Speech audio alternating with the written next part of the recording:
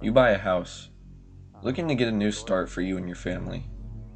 It's nice, in a rural area, away from the noise and stress that the city life brings to you. For you and your wife, it's another beginning. For your kids, it's a change being away from their friends. Regardless, it's a place everyone is looking to call home for the next few years. It's not normal though. One day you return to the house and see a door you don't remember being there. Actually, you're sure it wasn't there before. A prank? An intruder? Maybe. You confront your family and debate calling the police, but it's just a door. How harmful can it be? This door is embedded into your wall and by all means should lead straight outside. When you finally gain the courage to open the door, you realize your house isn't normal.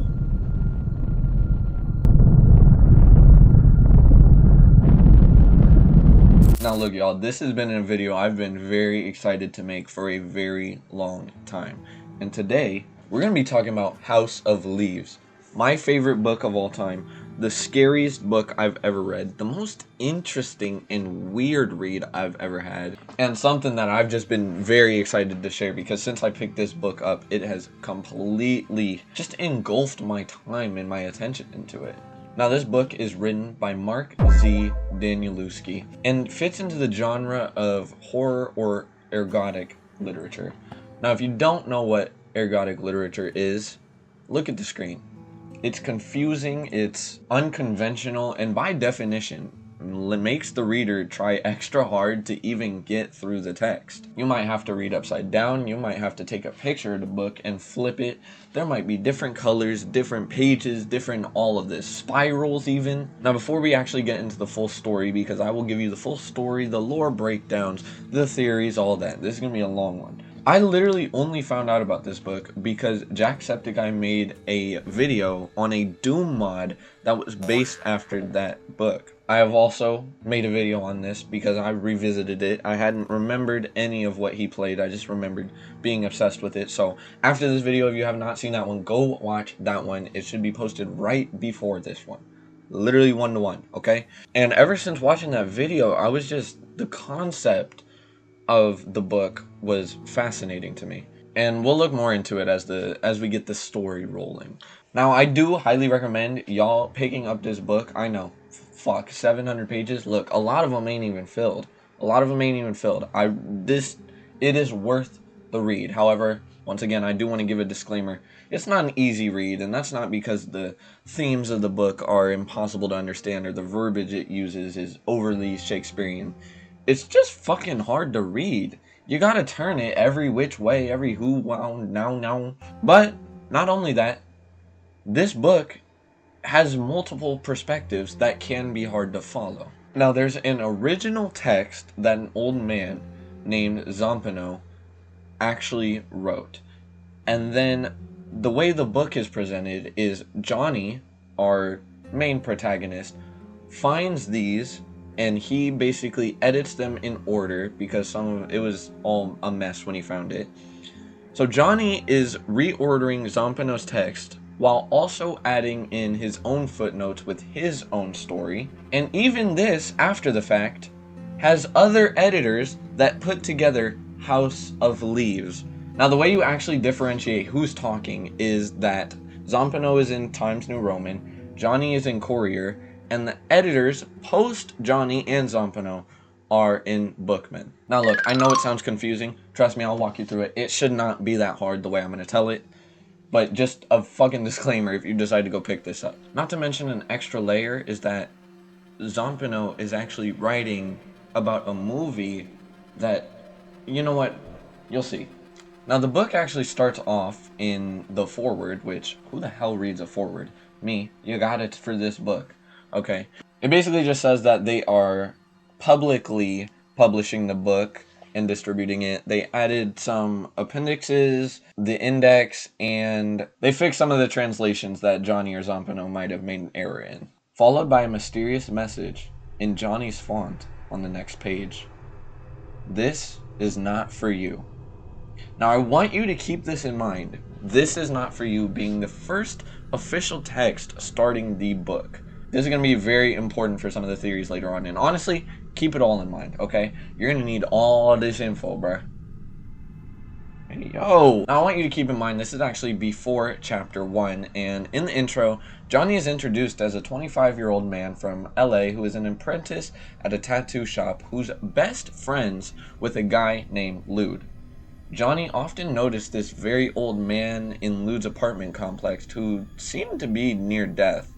He'd always have the same walking route along the courtyard, constantly being surrounded by cats before retreating into his apartment, and eventually he actually did die.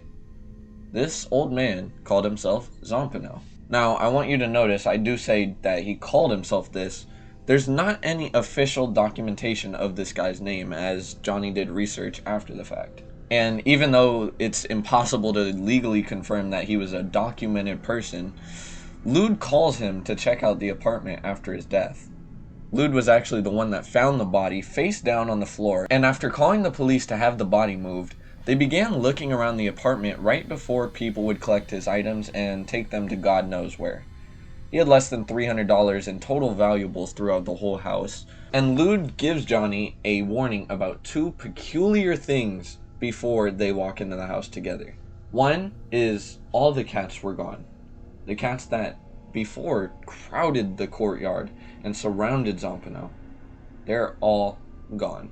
Right before he died, Lude noticed they began to disappear, and when he did die, they were all gone. He mentioned seeing one with its guts strewn out on the sidewalk, and another with its head missing, but that's about all he can find. The second peculiar thing you'll see for yourself, Lude said, lowering his voice even more, as we slipped past the room of what looked suspiciously like a coven of musicians, all of them listening intently to headphones, passing around a spliff. Right next to the body, Lude continued, I found these gouges in the hardwood floor, a good 6 or 7 inches long. Very weird, but since the old man showed no sign of physical trauma, the cops let it go. Now, he isn't sure what could have made these gashes. They seem pretty animalistic, and they are extremely long and deep. You would have to be ripping your nails out if a human were to make these. Inside the apartment, this is where Johnny finds the Navidson record, aka the manuscript that Zampano has been working on compiling this entire time. And it's worth noting that this is not normal, okay? The manuscript isn't just typed or written on paper in order. It's written by things on walls. There's writings on the back of envelopes, on the back of cigarette packs, writing on anything he can find. So putting this in order was a giant task for Johnny when he starts researching it. Now Johnny takes this manuscript and for the next 3 years edits it while completely losing his mind over it. It takes over his life, shatters his mental into the worst pits of anxiety and separation from society, makes him stop physically taking care of himself in any manner, and keeps his mind focused on this manuscript and nothing else. In the beginning of the book, where this is all happening, he is literally telling the reader, hey, do not read this and make the same mistake I did. This is not for you. It's also just super symbolic, since people who love this book like I do are always returning to it and theory crafting for it. I mean, once you read this book, you never really let it go. It's always in the back of your mind. You always notice things that relate back to it. It's just so poetic. Now, every chapter does have an opening line of some sort, and keep in mind this was all before the first chapter. The first chapter, we get this quote by the Beatles. I saw a film today. Oh boy. Now this quote from the Beatles is actually from their song A Day in the Life, but this is one of the few quotes in the book that actually exists. And you'll see what I mean as we go on, but in fact, a ton of stuff that's cited, that's referenced, it doesn't actually exist, which is super indicative of how many theories there could be about it, because so much of this is just made up. There's tons of footnotes, some real for sure, but a lot of the things talked about never happened or reference something that no one knows about.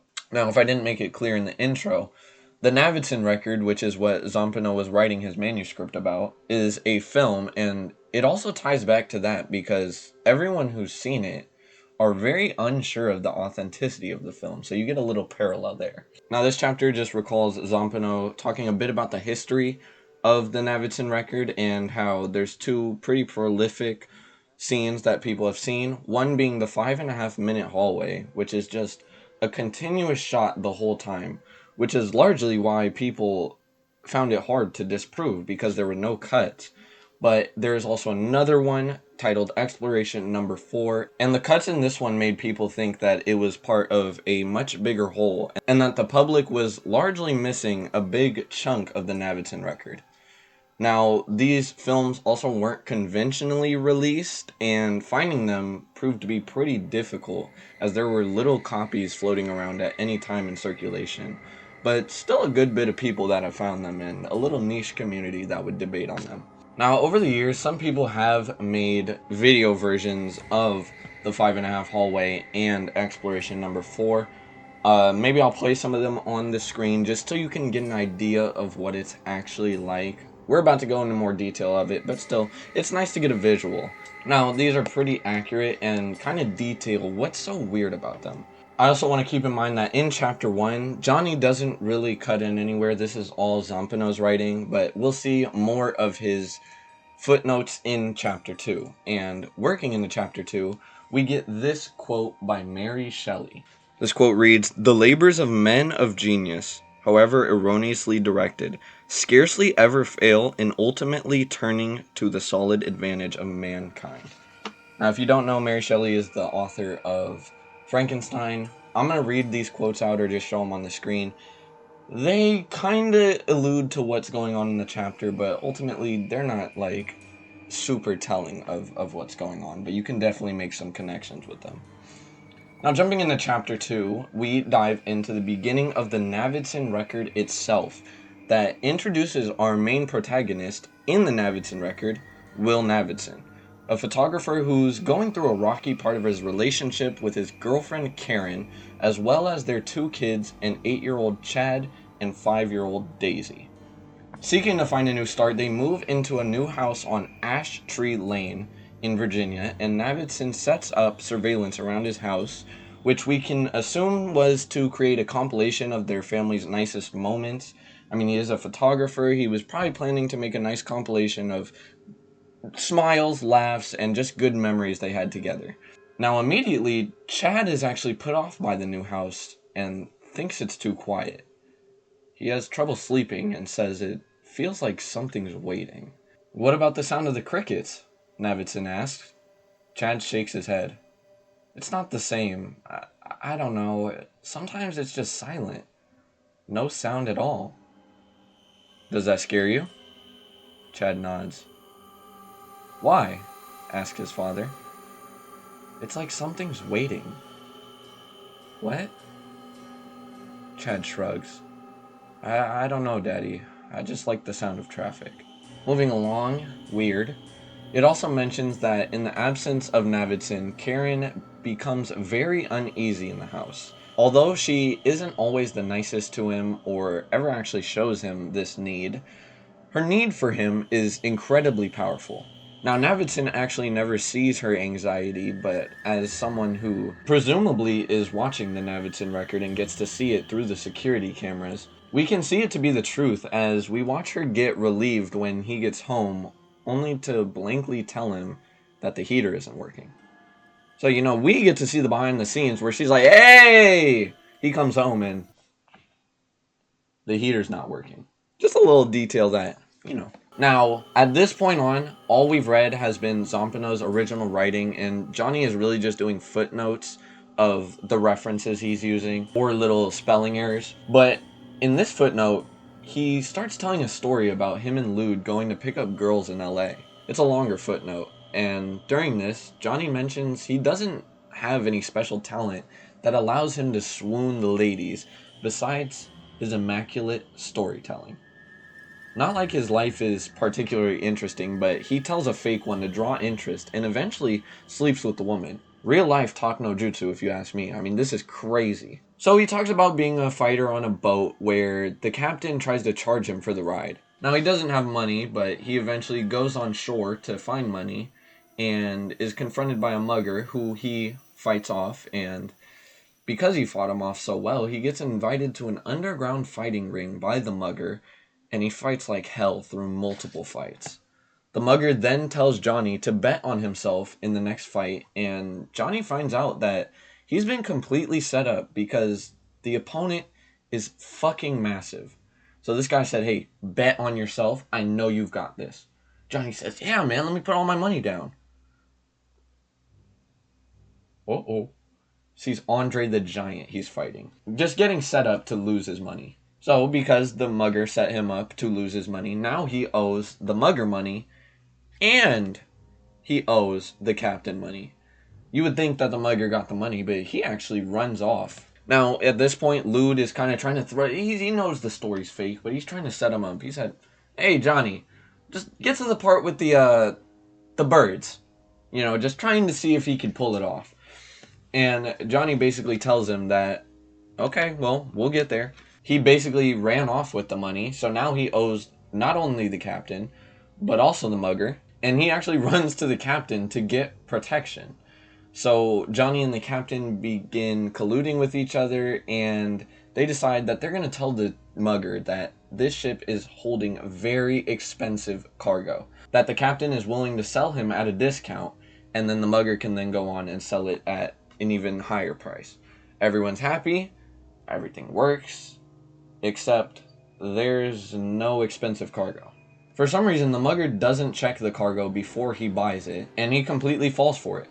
He takes the crate of goods, but in the crate, it was just a bunch of birds. He uses this story to explain why he's gotten the scars on his face, but, you know, me and as the reader and Lude, as his friend who knows he's capping, know that he got scars on his face now, but we don't know the reason why. Now, this story, this time, didn't actually work. He did not get no bitches with this one.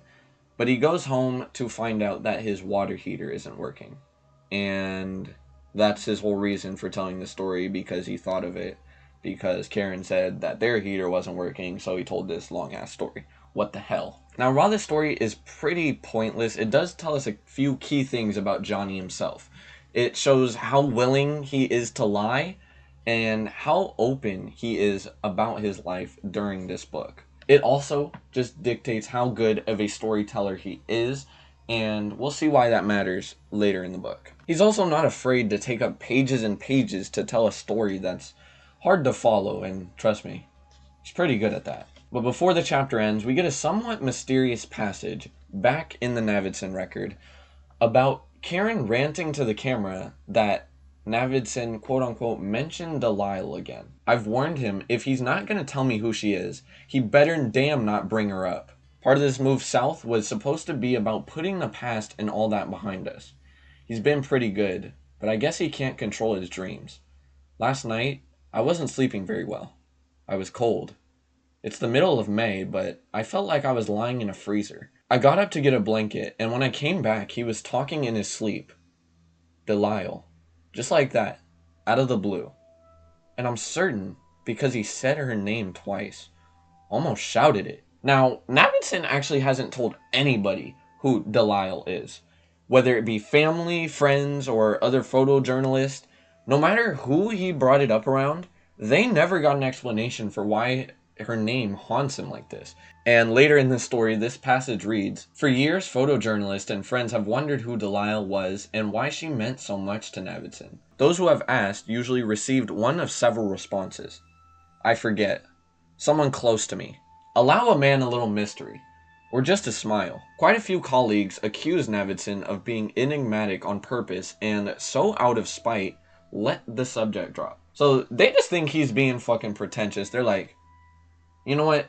Just out of spite, because I don't want to give you the time of day, I'm never going to bring it up again. Because they think he's just doing it for attention. And you got to remember, from Karen's point of view, her man is just sleeping and always thinking about a girl's name. Of course she's going to be a little bit suspicious. I'd be like, hey, you better fucking tell me who she is. So, you know, this kind of gets into Karen's anxieties and distrusts of Navidson and what's really going on. In chapter 3, we get these quotes, and this takes place 3 months later in Johnny's life, where he's been sending these pages to every publisher, journalist, and everyone under the sun, but no one seems to want these papers that he's been putting together from Zampano. Zampano mentions in this chapter that Navidson wasn't the first to live at this house either. The house's owners would switch around every 3 years, and it was built in 1720.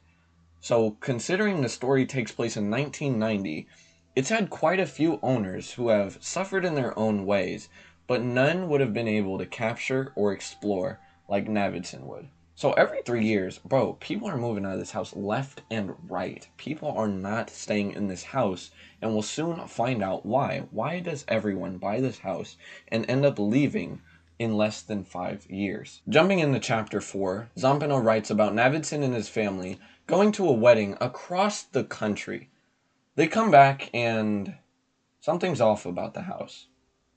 There's an extra door, a closet. This room is almost pitch black with no outlets in it like the other rooms had, and there's no way they overlooked an entire room since being at the house. At first, they think it might be an intruder, but they call the police and they can't really do anything about it. 911, what's your emergency? Yeah, there's another door in my house.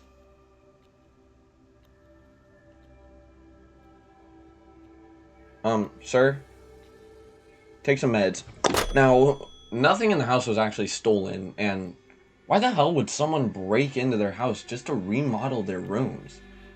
The other weird thing about this is that the closet opens up to a spot outside, which would have opened up to a room that shows up on the exterior. Now, what I mean by this is, imagine you put a door in your wall, and there is a room there. Now, if there is a room there, you would think that the outside of the house would show that. There would be, you would see the outline of the room from the outside. It doesn't. So he is inside and he's looking into a room that should extend a bit outside. But when he goes outside, the wall is flat. There's a room that internally adds a closet, but externally has no changes. He goes crazy measuring this. Over and over and over again, Navidson, each time using different methods, equipment, and really, he just puts down his entire life.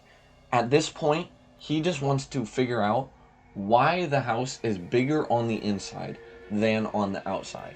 It's a complete anomaly, and keep in mind, it's only 1/4 of an inch off. It's not to a point where it's like, okay, clearly this is super off. 1/4 of an inch.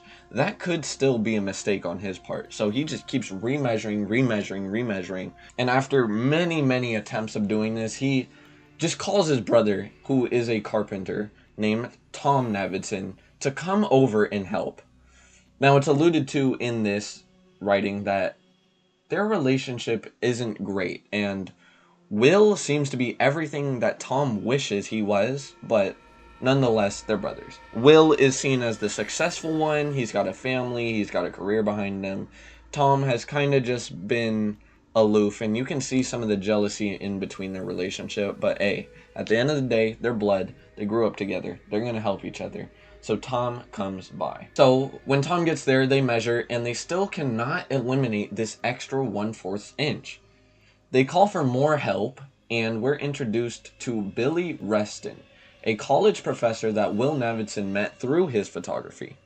One of Navidson's photos that captures Reston being struck by a falling telephone pole in India. Moments before Reston would permanently lose the use of his legs, and because he took the picture of the moment of Reston losing the ability to walk, they met through that and became friends.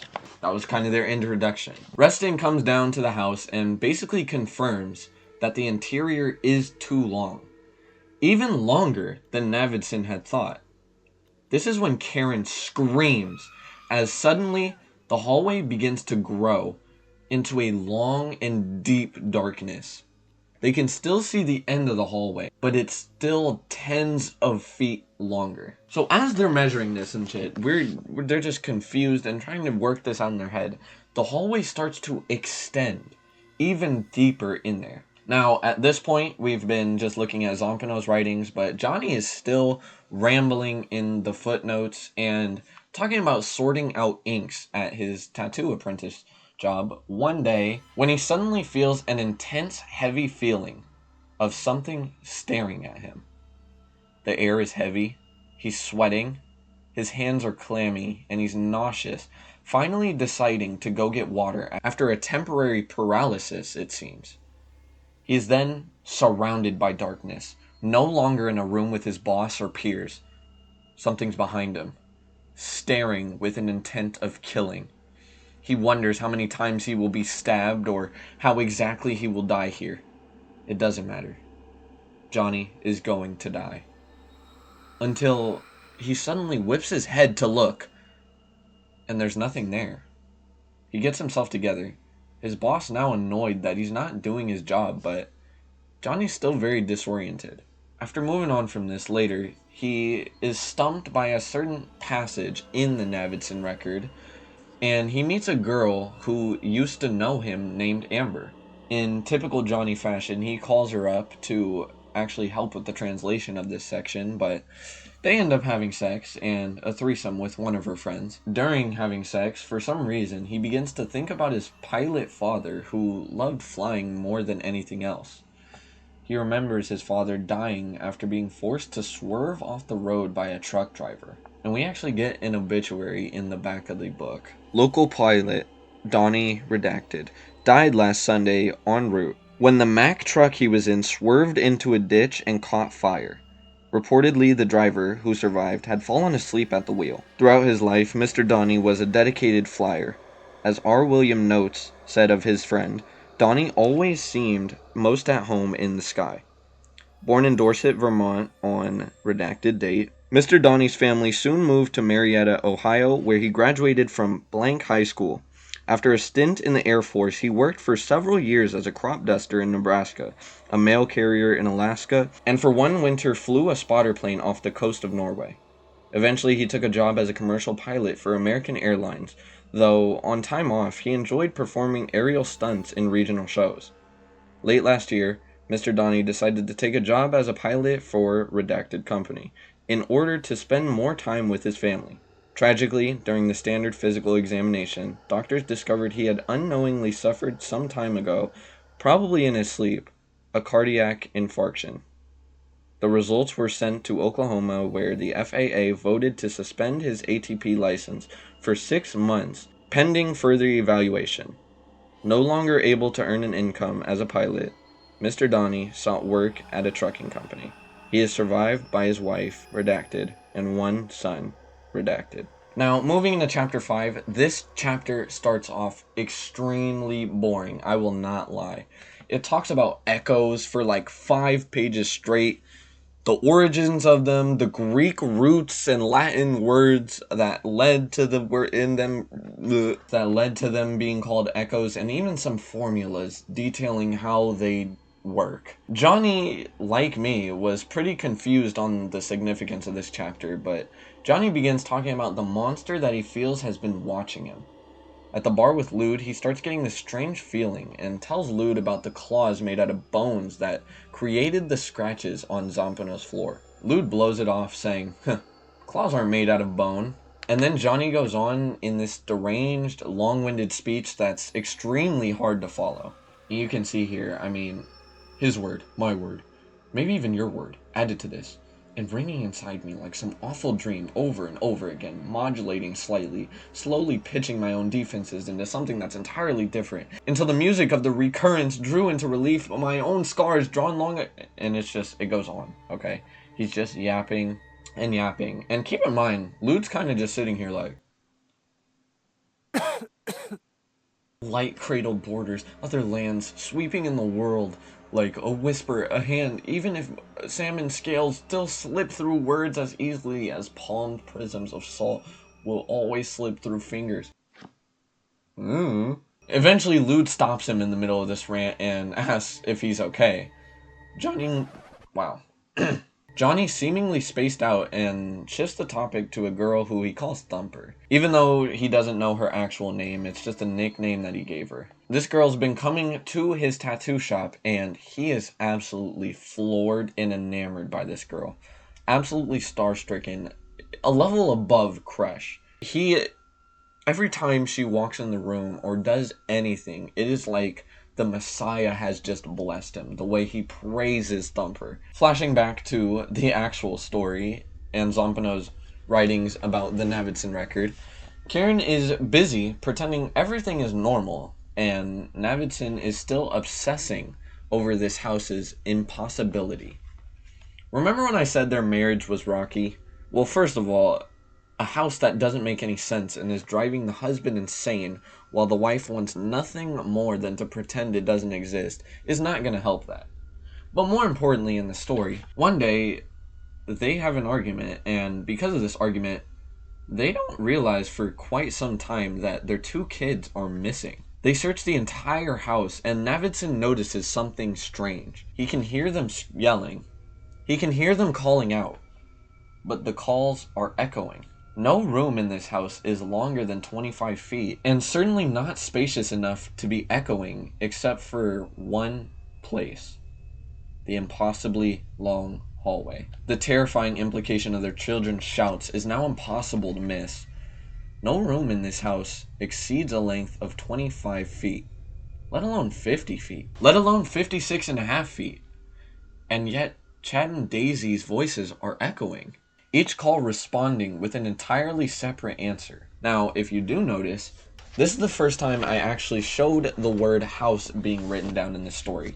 And every time house is written, house is in blue text. Now, there's not many colors in this story. There's some red and there's some purple that we'll get to later. But every time house is said, no matter the context, it is written in blue. Now, when Navidson realizes that they can't be anywhere but the hallway, he goes and opens the door, and he sees that the hallway is now so deep that they can't see the end of it. Navidson immediately runs in search of his kids, but revealed to us is Karen's crippling claustrophobia as she stands on the outside waiting for 5.5 entire minutes, making this the original trip of the 5.5 minute hallway. Hey, clap, damn it. Call back. Now, it's worth mentioning that the VHS that's being passed around in the public is a bit different than the one in the actual full Navidson record, though. Will finally comes out with both the kids in his arms, but with the amount of time it took to save them, the hallway must have grown a considerable amount, at least a couple of blocks. This terrifies Karen, and she makes Tom vow to never go in the hallway again. Navidson agrees, but as we'll soon see, this was an unagreeable compromise. He was made for adventuring, and this actually ate at him for a while. A couple weeks later, Tom is invited back to make a lock on the door constructed of 4 color-coded locks. This keeps the door at bay for a while, but later, when Navidson has a guest over, he tries to impress them by opening the door. Karen walks in the room when this is happening, and he's kind of just showing them, hey, look at my impossible hallway. Motherfucker shows me that I'm out the house, bruh. You're not catching me here. Karen catches him doing this and is obviously fucking pissed, and she makes him sleep on the couch. She also mentions later in an entry to the camera that she was talking to that with the addition of the hallway, this has basically murdered their sex life. Sex, sex, sex, Karen whispers into the camcorder.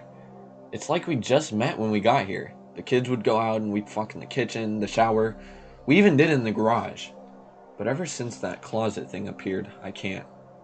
I don't know why. It terrifies me. Now, Navidson actually couldn't sleep on this couch, mostly due to the uncomfort of it, but also because he can't get the thought of the hallway out of his mind.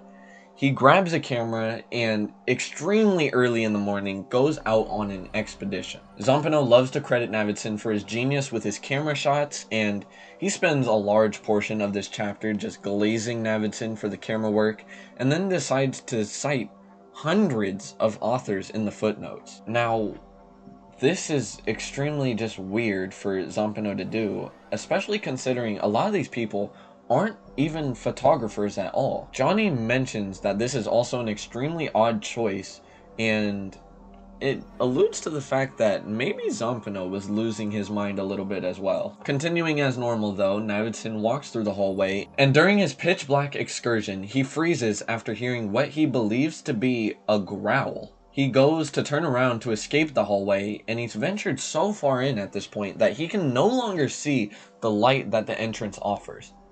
He gets to this room with an incredibly high ceiling, and the walls that enclose this massive floor space. He puts a penny on the floor, trying to keep track of his steps, and he walks 100 feet further. After hearing the growl again, he decides, fuck this, and turns around immediately. But when he turns around, he finds that the penny is now at his feet, although it should be a couple 100 feet back. It's as if he hadn't moved, even though he had been traveling this entire time. The house is shifting, with him inside of it, like some sort of maze. Thankfully, he sees a familiar arch, but stepping through it, it shows that not even the familiar parts of the hallway are the same.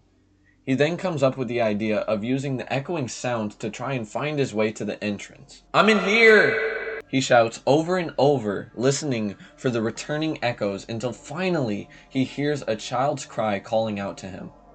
He begins to follow it, panic swallowing, until he finally sees his daughter in front of the doorway, running to her and scooping her up in his arms. His daughter confesses that she had a nightmare, and he goes to put her back to bed. Now Karen catches him leaving her room, and he reassures her it's not a big deal, and that she just had a bad dream. She apologizes for how she's been acting, and they go to have sex for the first time in a while. Navidson wakes up and can't bring himself to tell Karen about his trip. It satisfies his appetite for adventure for a while, but now she's mentioning wanting to move out of the house completely.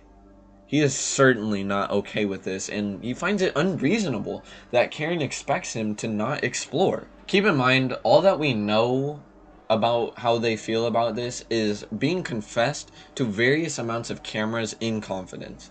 It's not like the film ever actually portrays or states their thoughts, so whatever they choose to say or do is what we have to work with. We then close this chapter out with probably my favorite lines in this whole story.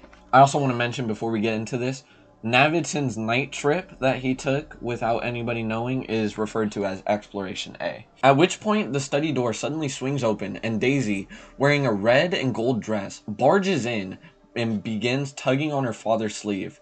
"Come play with me, Daddy." Navidson lifts his daughter onto his lap. "Okay, what do you want to play?" "I don't know," she shrugs. "Always." "What's always?" Before she can answer, he starts tickling her around the neck, and Daisy dissolves into bursts of delight.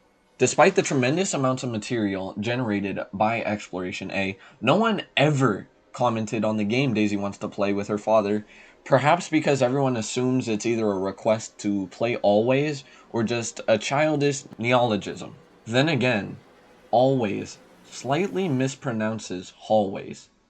It also echoes it. Bro, so this implies that Daisy may have been playing in the hallway, and because the echo of hallway is always, always, always, always, always, she's named the game that, and nobody pays mind to this.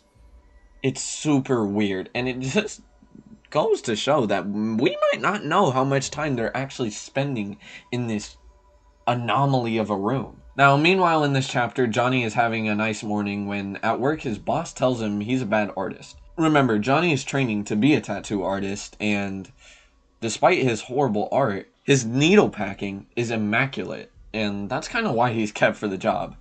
He might not be able to draw, but nobody is packing needles like Johnny. He goes to refill the purple ink, and it happens again. Instead of a monster, he suspects this killing intent is coming from a human. Or at least he thinks so. He describes long fingers and hears a sucking on teeth noise. The door behind him slams shut, and all of a sudden, he's in complete darkness once again. He shits his pants, pees his pants, and starts sweating and panicking uncontrollably after hearing a howl, known some call is air. Am? Incoherent. Yes. Without meaning? I'm afraid not. He recalls this sequence of words randomly, and all of a sudden, he's back. And he never actually shit his pants or pissed himself. Very confused and distracted, he stubs his toe and falls down the stairs, crashing down with what he was working on. His boss comes to find him completely disheveled. What Johnny thought was fine is not, and he doesn't realize it until later when a customer points out the long, bloody scratch on the back of his neck. He thinks back to the words he was thinking about during the incident. Non sum qualis eram, or non sum qualum es eram, meaning, I am not what I used to be, in Latin. Jumping to chapter 6, this is a rather short chapter and is mainly about the animals. I know, you didn't even know that they had animals, because they're really never mentioned in the Navidson record or given any attention at all. It's really weird how, you got kids, you got a wife, y'all ain't getting no attention to these animals. They have a tabby cat named Mallory and a husky named Hillary, and they never really interacted with the house like the others did, but Chapter 6 recounts a time where they actually both sprinted into the hallway. Navidson would have went after them as he noticed this, but they ended up outside. Now, you got this hallway that should extend outside, but it doesn't, and then when the animals run into it, they just appear outside. Johnny mentions how strange it is that Zampano didn't dwell on this detail at all, and neither did the film really, despite its large significance. It's another anomaly with the house. He then goes on to talk about Thumper calling him cute at the tattoo shop and thinks about calling her, but doesn't actually end up doing it. He has another long-winded ramble about Thumper and this feeling he keeps getting. He thinks Zampano might have felt it as well. And so now, in the shadow of unspoken events, I watch Zampano's courtyard darken. Everything whimsical has left. I try to study the light going carefully. From my room, in the glass of my memory, in the moonstream of my imagination, the weeds, the windows, every bench. But the old man is not there, and the cats are all gone. Something else has taken their place. Something I am unable to see. Waiting. And then in the footnotes, I am afraid. It is hungry. It is immortal. Worse, it knows nothing of whim. So, you got this fucking looming creature humanoid monster thing in the shadows that's hungry, immortal, looking for sustenance. And the worst part about it is it doesn't know how to be whimsical. Whatever, bro. Jumping into chapter 7, we get our final major character introduced. Holloway Roberts. An intimidating, gruff, thick-bearded man. Since Navidson was forbade from exploring the hallway himself, Resting called on Holloway, who is well known for his successful explorations. He brings with him two people, Jed and Wax. At first, they were pretty much laughing at Will, just thinking it was a hoax until the entrance is shown to them. Holloway and Navidson don't like each other, and that's very clear. And Holloway starts acting like he's the boss, calling all the shots, as well as even flirting with Karen in front of Will. I'm shooting him! As they gear up with extra batteries, a line to hold on to so they don't lose their way back, cameras, lights, and all of the sorts, they set out on what's known as Exploration Number 1. He finds the same very large room with high ceilings, and with the new powerful flashlights, they manage to see the ceilings and the opposing wall. In addition to an even larger entrance on the opposing wall, they run out of fishing line, and while Holloway debates on continuing, he hears a growl, which is ultimately what turns them around. The house did shift a bit, but not enough to cut the line, so they make it back alright. The next day, they go out on exploration number 2, with more fishing line, neon markers, and prepare for a longer journey. This one lasts 8 hours, whereas the first only lasted an hour. They find a large room again, which they dub as the Great Hall, and while going through it, find a staircase in the center of it with a 200-foot diameter that spirals into nothingness. They dropped flares down the hole and never even heard them hit the bottom.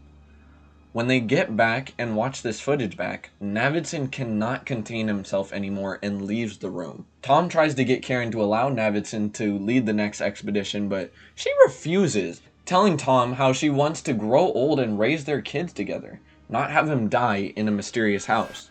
The deal is, if he goes in, she leaves, and they both know that. I mean, honestly, you gotta think about it. From a reader's perspective, because you see this cool ass shit, you're like, hey man, let the motherfucker go. It's kind of like when you watch Breaking Bad and you hate Skyler, but like really she's the one in the right, but you just don't like her because you're supporting the main character. But it's completely valid. I would not let my fucking wife go into this mysterious, dark, non-existent room and lead an expedition down this staircase that you can't even see or hear the bottom of when you throw a flare down. It's ridiculous. So you really cannot blame her here. A little later, though, exploration number 3 begins and lasts almost 20 hours. They get a ton of supplies to go down the staircase and go down it for 7 hours before deciding to turn back. It takes 11 hours to get back up the staircase because as they're climbing it, the diameter of the staircase is widening. Zampano ends the passage with something in German. Now, Johnny doesn't know German, so he can't read this shit. He talks about having a friend who knows German named Kyrie. It turns out Johnny had actually met with her 5 months ago and flirted with her before almost getting his ass beat by her boyfriend who was twice his size. But regardless, Johnny agrees to meet with her and they end up flirting even though she has a boyfriend because he is in Gdansk in Poland. From now on until the end of the story, her boyfriend is referred to as Gdansk Man. They take a drive through the desert and end up having sex before she goes to drop Johnny off. At his departure, she begins to cry because after the fun she has with Johnny, she confesses that the Gdansk Man doesn't love her or have sex with her before speeding off.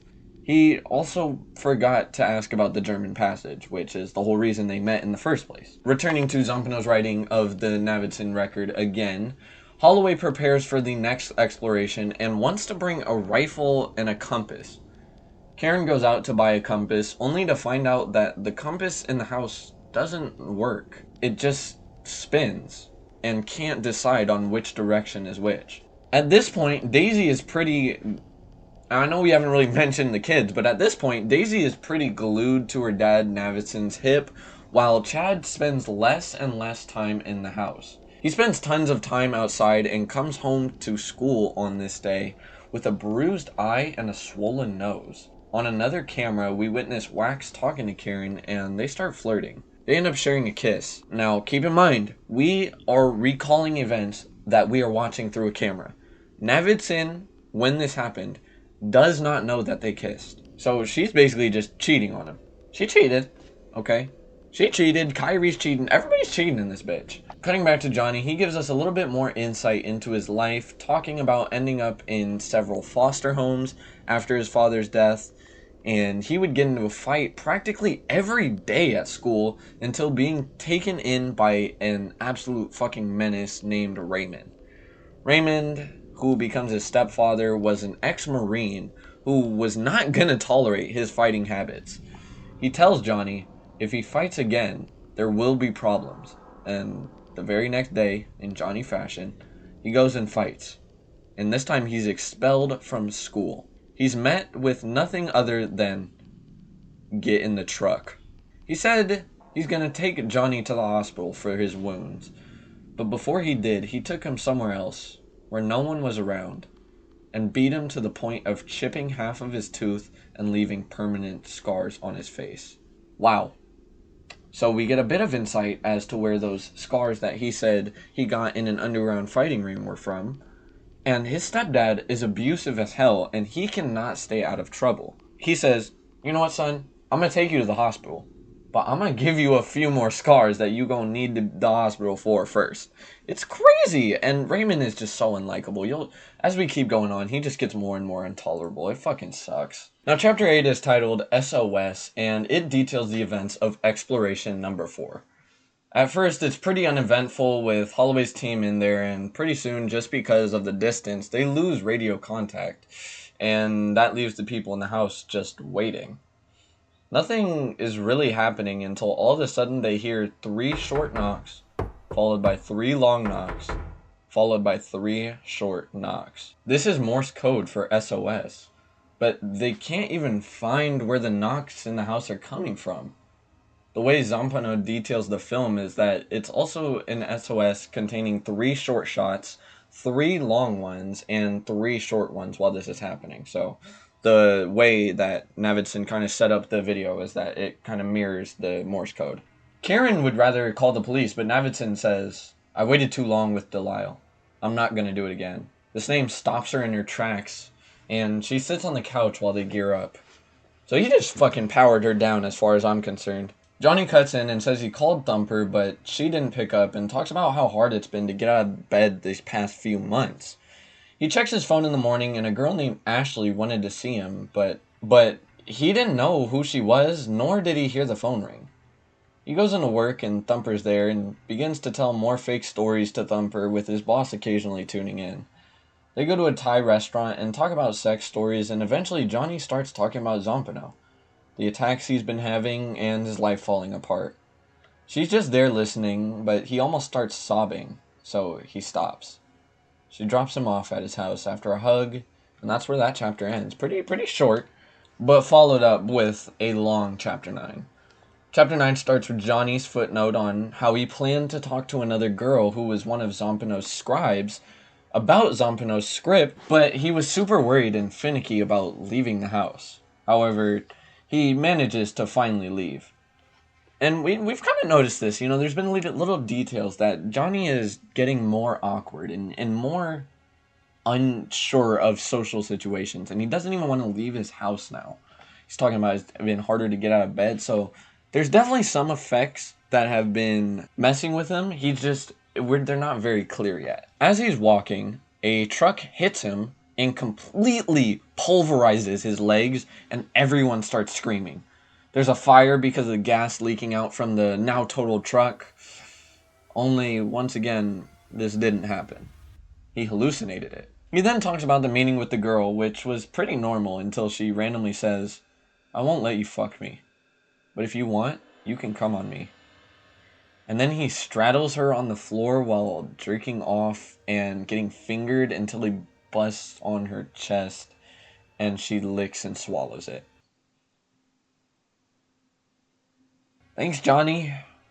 Thanks. Now, once again, we don't even know if this shit's really happening, right? I've never been with a girl in this predicament. I don't think that's a normal human response to give. God put me down for that opinion. Just say you get no bitches. What? Zampano's writing in this chapter starts talking about the history of labyrinths, and then we get one of the weirder reads because a large majority of the forthcoming text is all red and crossed out.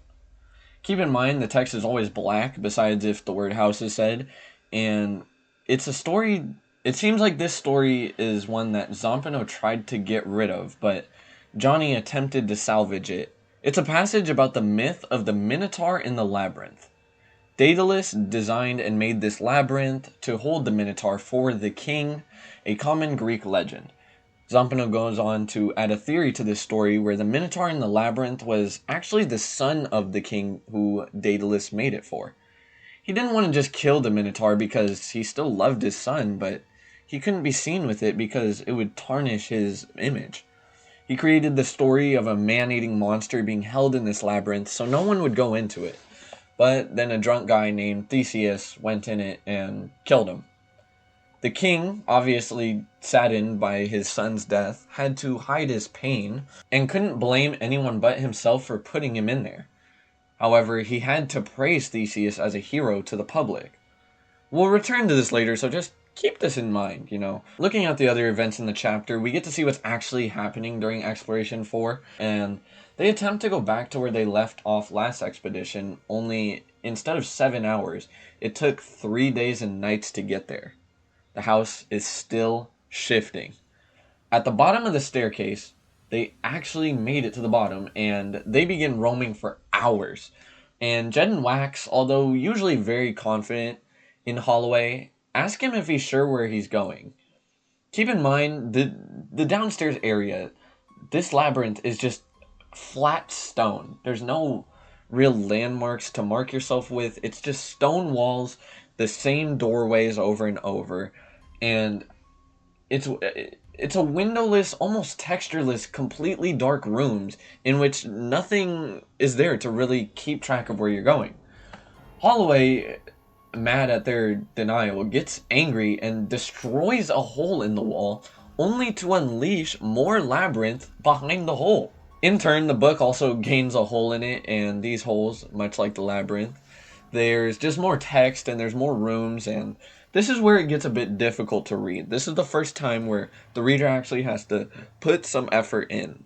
Now, these holes just contain writings of things that the house is lacking in the hallway, like heaters and AC units and sockets and rambles for pages and pages. It's literally just listing things. This house doesn't have this, this, this, this, this, this, hey! Along with this, the sides of the pages are tons of architects and designers that the house doesn't resemble.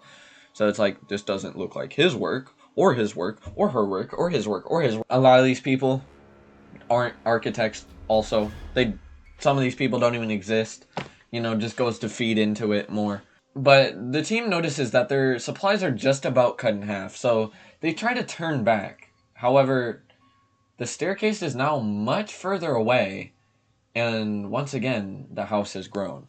They also mention how the entire time spent down here feels like something on the other side of the darkness is waiting to pounce at them at any moment. On the 5th day, they make it to the stairs, and note that the diameter of the staircase is now at around 750 feet wide. They are running out of food quickly, but along the stairs, find one of their neon markers they left behind, along with the rations they left for emergencies. Both of these items have been torn to shreds by claws. This is when things get dire. Holloway, a confident man who has always conquered whatever adventure he has set out on, is now facing the impossible and what's seeming like a deadly journey at this point. He starts to snap and loads the gun, insisting that the monster is nearby. They hear a growl, and Jed and Wax are growing increasingly fearful of Holloway, who seems happy to hear it almost. Jed and Wax unconfrontationally follow Holloway for a while through some of the side paths trailing off of the stairs into the walls nearby, but they don't like how he's acting. He's trying to hunt the monster rather than actually get out, and he's doing it without even putting markers down anymore. He's just running through the house, completely willy-nilly, gun out, just hunting something. He doesn't even know where he's going. He's deep in a wall that was embedded in the wall on the staircase, so they're just lost. After a short argument, Jed and Wax go a bit up the staircase, not completely abandoning him, but certainly separating themselves from whatever self-sabotaging journey Holloway is on. After a while, they call out Holloway's name and are met with a, "Fuck you! I give the orders around here, and I say no one's going anywhere yet." They wait hours on this staircase, and eventually, after a short pursuit to try and find him, decide to go back up the staircase. They make it to a second station they set up, and everything is destroyed besides a jug of water. When drinking the water, they hear a crack, and Wax starts screaming. Holloway has shot Wax in the arm. Holloway says it was an accident, and they thought it was the monster, but while Jed is panicking, Holloway says he can't go back, otherwise he'll go to jail. Holloway storms off, and Jed tries to carry Wax up the stairway alone. Not long after, 2 rifle shots hit the wall next to Jed, and Holloway's light is seen on the opposite side of the stairs, sniping at them. Jed turns his light off and drags Wax into the side branch that breaks off of the staircase to rest for a while. At this point, they're lost. Super limited supplies, no signs of markers, and from what they understand, they're not even towards the top yet and aren't sure how to even make it back to the staircase at this point. Wax is still bleeding, Jed's getting more tired, and this is when Jed desperately knocks on the floor. 3 short knocks, 3 long knocks, and 3 short knocks. This is the SOS that is heard by the members in the normal part of the house, but it's still different, meaning that the house somehow interpreted Jed's knocks and translated them, traveled the knocks, and then allowed the people in that normal house to hear the knocks. A little further in the chapter, they talk about Wax showing symptoms of going into shock because of the loss of blood, and then Zampano draws from a plethora of people to get their perspectives of if the house is haunted and if the film is real or digitally altered. A bunch of people cut in here, and for the main story, this chapter ends with the battery levels extremely low on the cameras, Wax being silent, and Jed exhausted, but refusing to leave Wax. He tells the camera that he won't go any further, and in the final shot, Jed focuses the camera on the door. Something is on the other side, hammering against it over and over again. Whatever comes for those who are never seen again has come for him.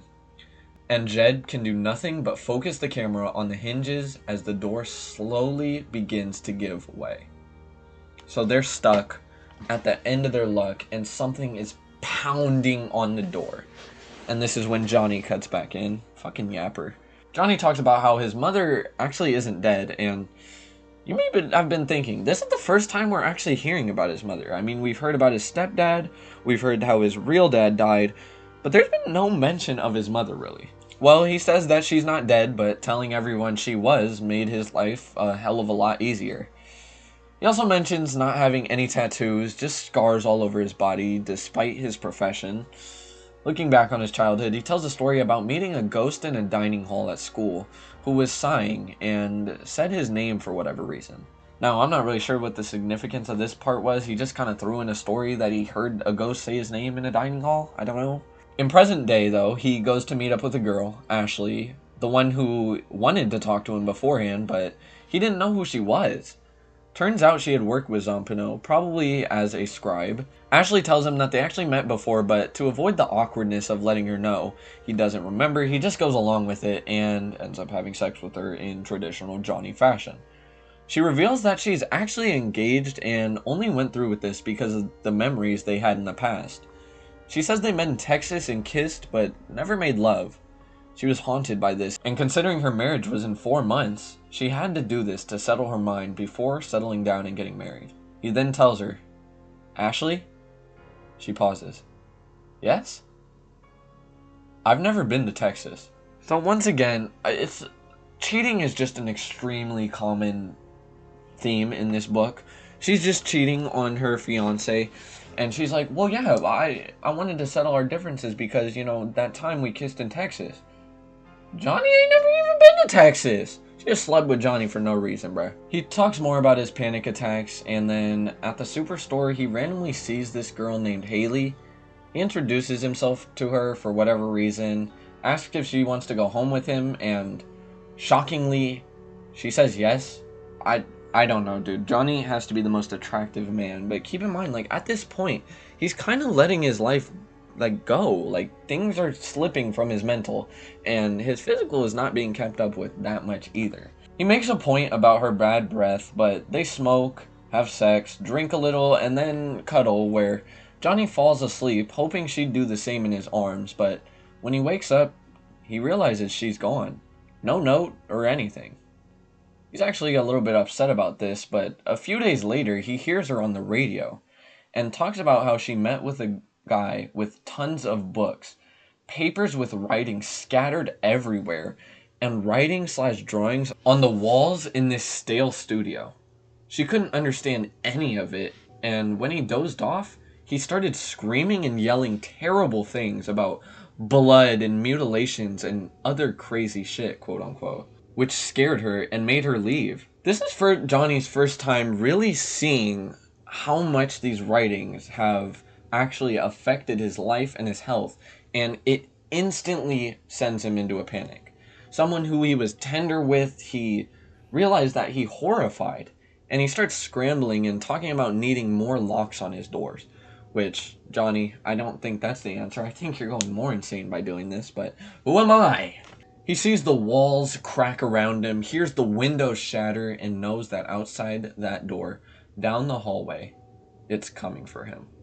It lets out a loud roar that strains his ears.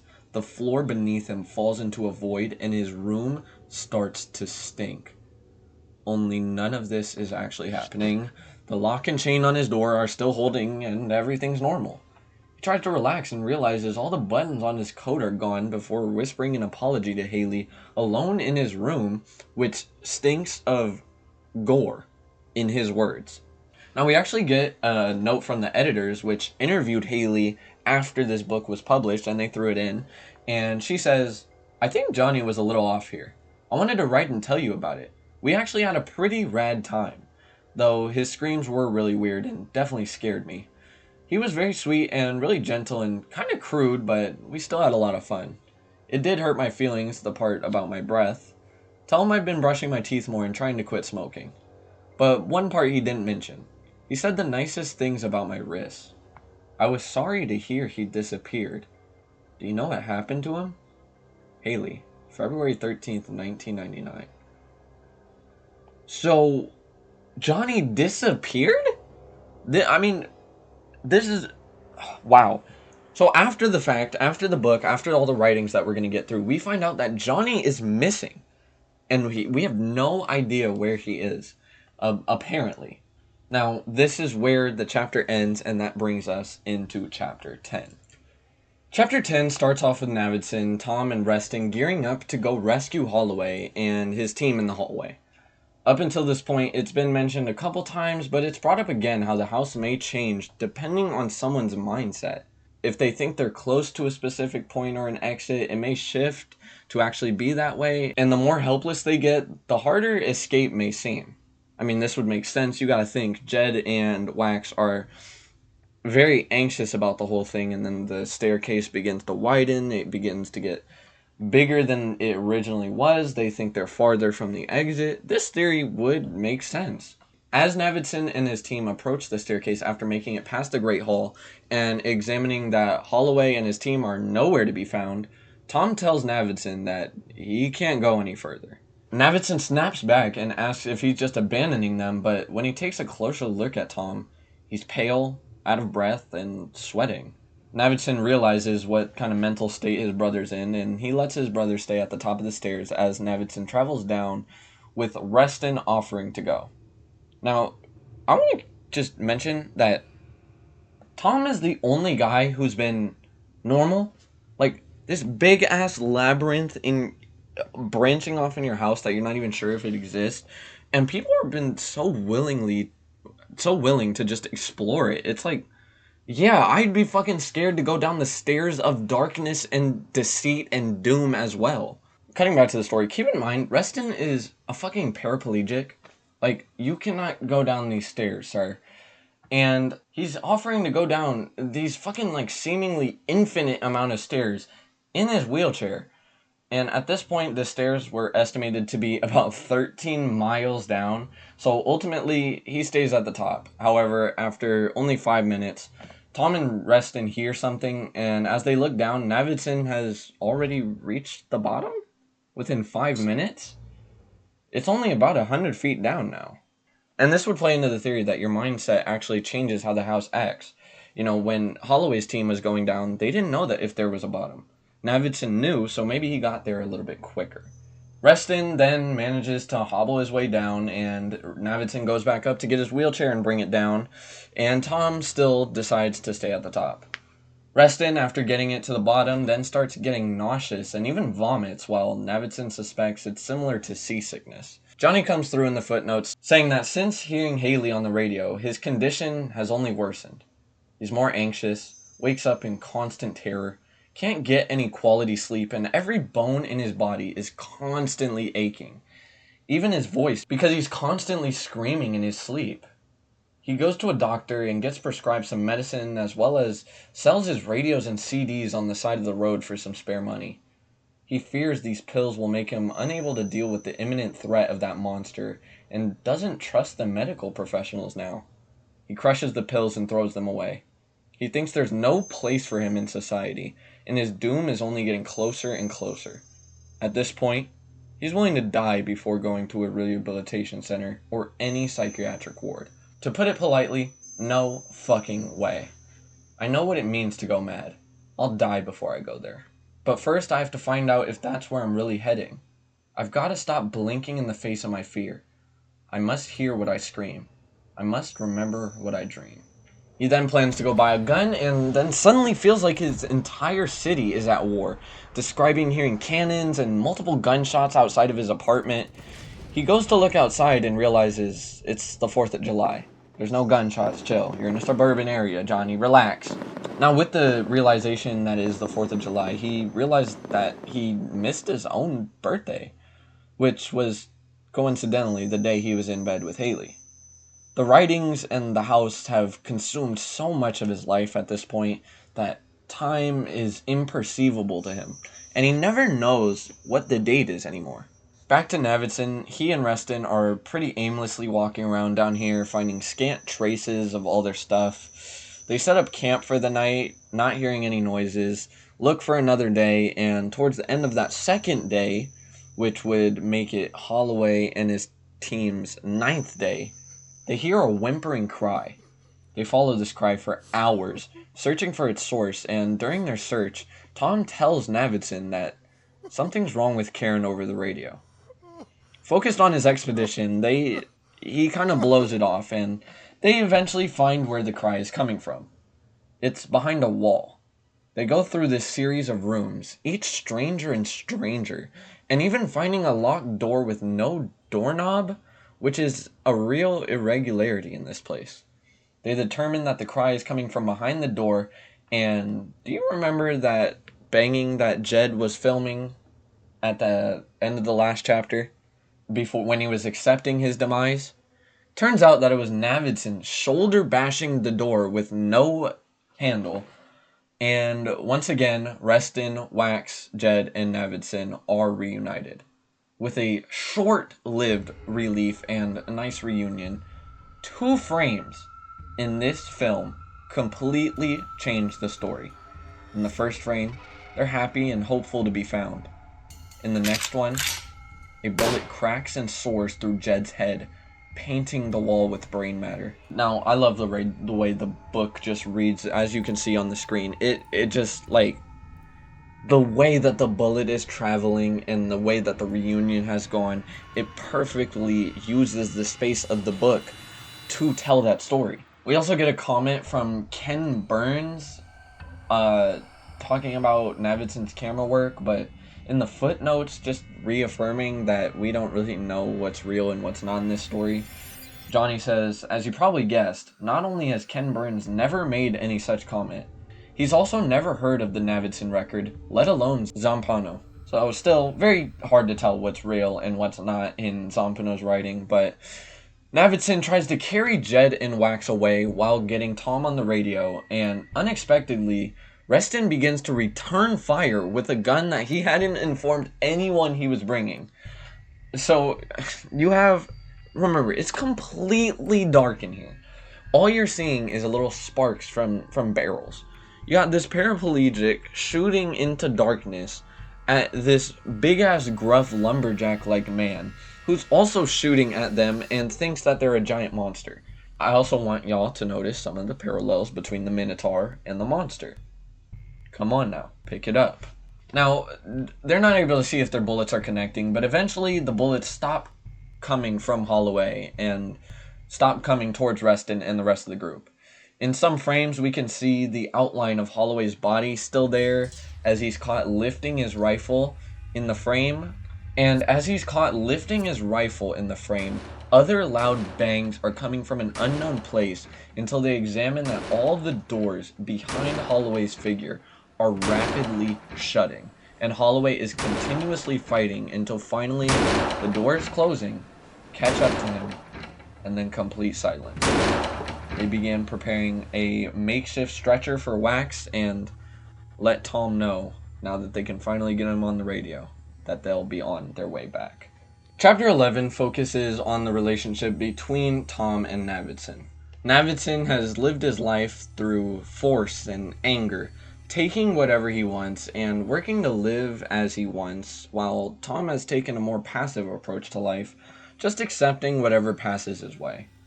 Tom is more liked, but has nothing to really call his own and can't live up to the success of his brother in this sense.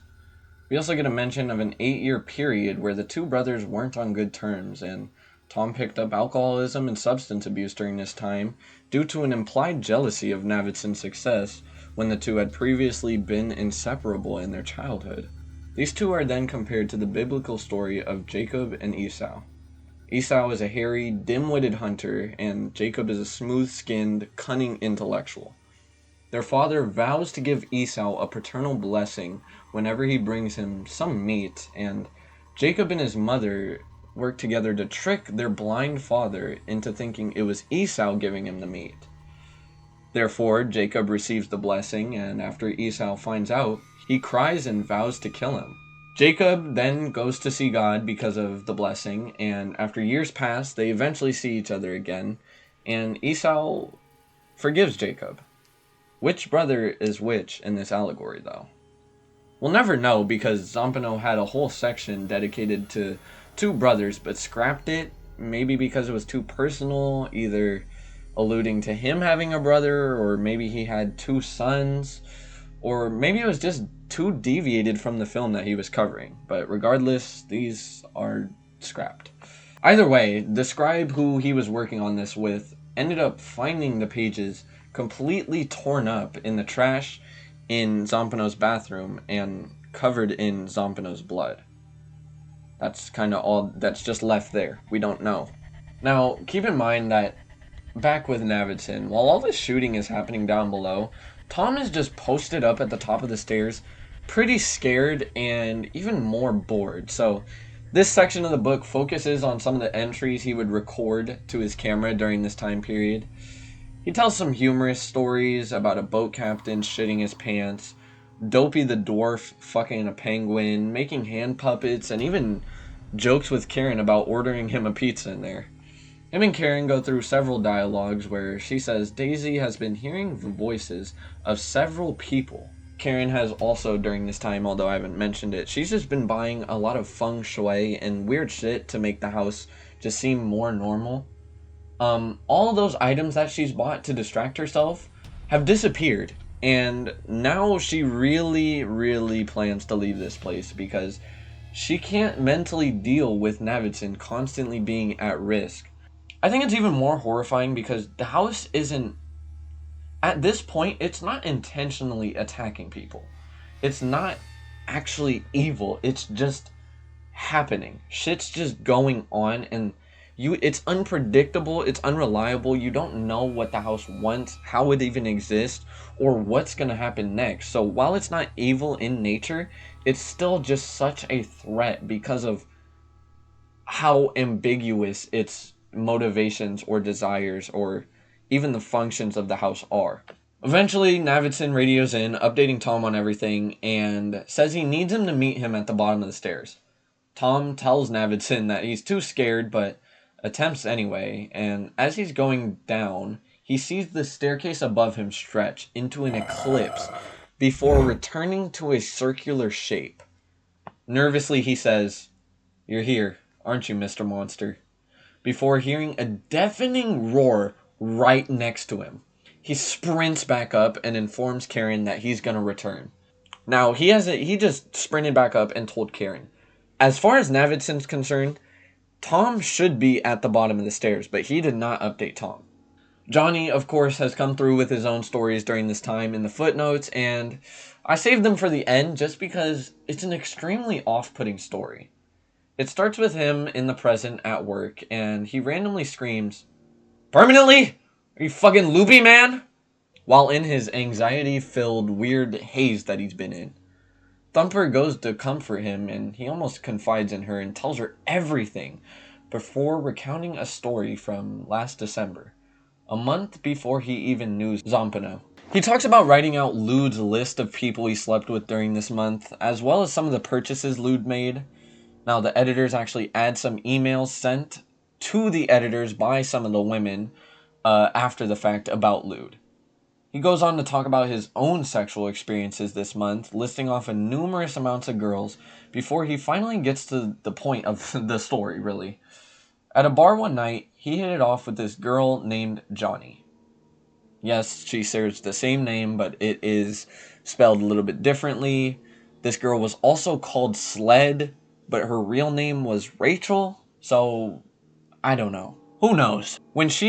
When the girl and Johnny are leaving, they see a Pekingese on the sidewalk. It's in rough shape, snot coming out of its nose, no tags, scared, clearly without a place to go, and will most likely die if someone does not rescue it. Johnny, the male Johnny, decides to pick it up and rescue it, and of course, the female Johnny, I'm going to start calling her Rachel. Rachel questions what kind of place he has and how he will be able to take care of the dog. Now, Johnny, of course, is just in a studio, which is pretty small, and then Rachel tells him that, well, she actually has a massive yard in her house and a home in the valley that the dog would be much more happy at. Johnny agreed then to let her take the dog, and when he was leaving the car, as she dropped him off to his place, he didn't normally, in his typical fashion, invite her in. He was actually relieved. He didn't really want to for some reason, and he said something was off and began getting quite frightened and even disgusted by her at this point. He describes her as having a blank stare and knotted fingers. As he's leaving, he pets the dog one final time, and she gives him an all wrong, quote unquote, smile as he leaves. As he's about to enter his studio, he hears a hollow thump. In the street lights, he sees the dog. She had thrown him out of her window and drove off. She threw him with so much force that its eye socket was broken and its jaw had clamped its tongue almost clean off. It was a hateful throw. He lays with the dog in the street a bit before returning inside, suspecting the street sweepers will eventually get it. What the fuck? So he meets this girl. They're hitting it off. He sees this dog, picks it up, and they drive to his house. And he begins to just get disgusted by her. He's very set off, which, you know Johnny, he'll fuck any witch thing that walks. Even me. Yes, me. He probably would. Now, for some reason, she threw him off so much that he didn't want to. And he knew something was wrong and didn't really want to leave the dog. But as she's driving off, she takes the dying dog that she vowed to take care of and throws it against the road so hard that it almost bit its tongue off and its eye is out of socket. It's a very off-putting story at this time. Now, chapter 12 is a chapter that flawlessly uses the space of the pages to tell the story. When the story is being told about Navidson, the text lie at the bottom of the page, and when it talks about Tom, who is still at the top of the stairs, the text is on the top. It's the middle of Navidson's third day down here. Wax is breathing very shallowly. Jed's body is getting heavier and heavier on Navidson's shoulders, and Reston's hands are bleeding. Only now do they realize that Tom had not come to rescue them. Navidson follows with a depressing line about this being Tom's nature, and all he does is let you down, which is immediately shot down when a rope slaps the floor next to them. Instead of abandoning them, he met back with Karen to get some supplies to make a makeshift pulley system. Wax goes first, followed by Jed's corpse, and then Reston.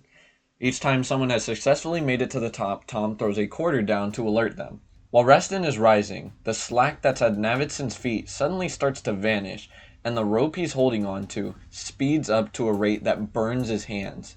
He's forced to let go as Reston is sped up to the top. Unsure what is pulling Reston up so rapidly, Navidson sees that the lit up circle at the top of the staircase is getting smaller and smaller, while the space around him darker and darker.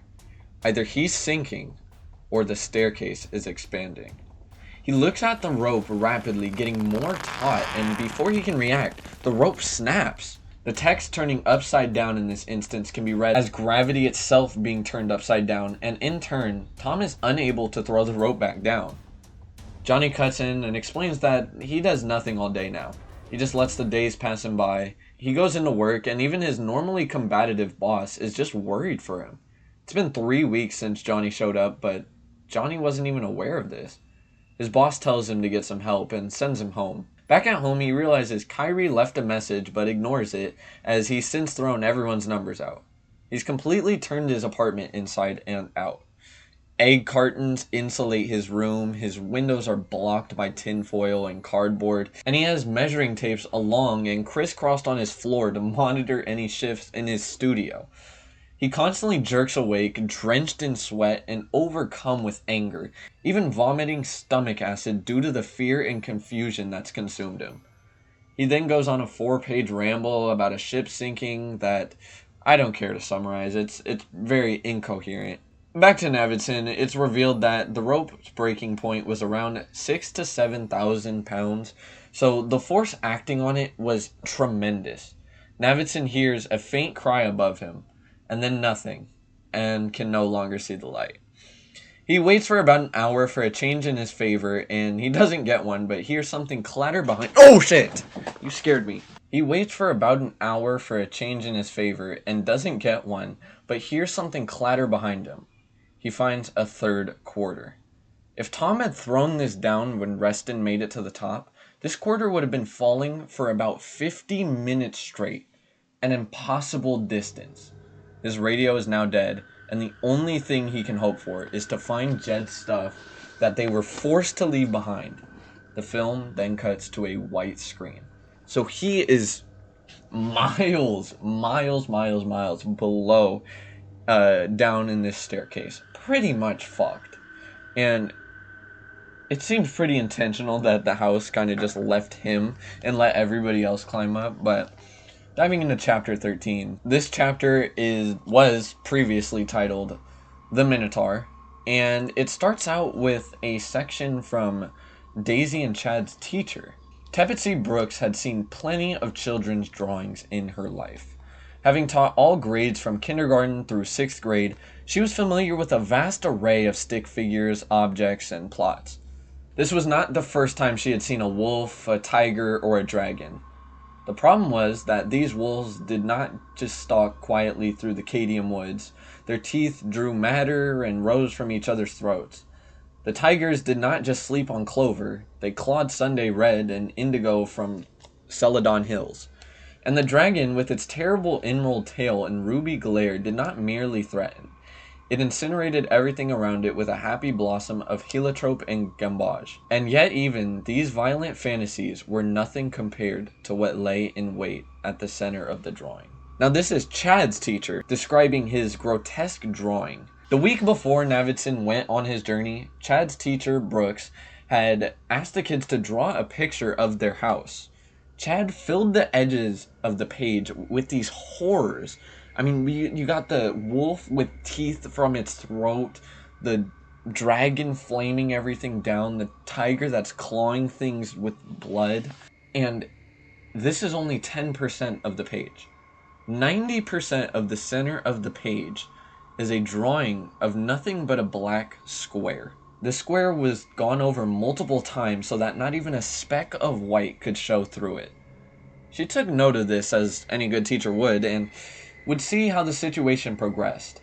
That wasn't until she was about to leave and glanced at the pics hung on the wall after wandering into the kindergartner's classroom. The exact same monsters and the exact same giant square lay on the wall. This one was drawn by Daisy in a whole different class. She suspected this was child abuse and drove to the house, but after seeing a relatively well-maintained house, thought about driving away, but figured it couldn't hurt to go to the door. When she got to the door, she heard screaming.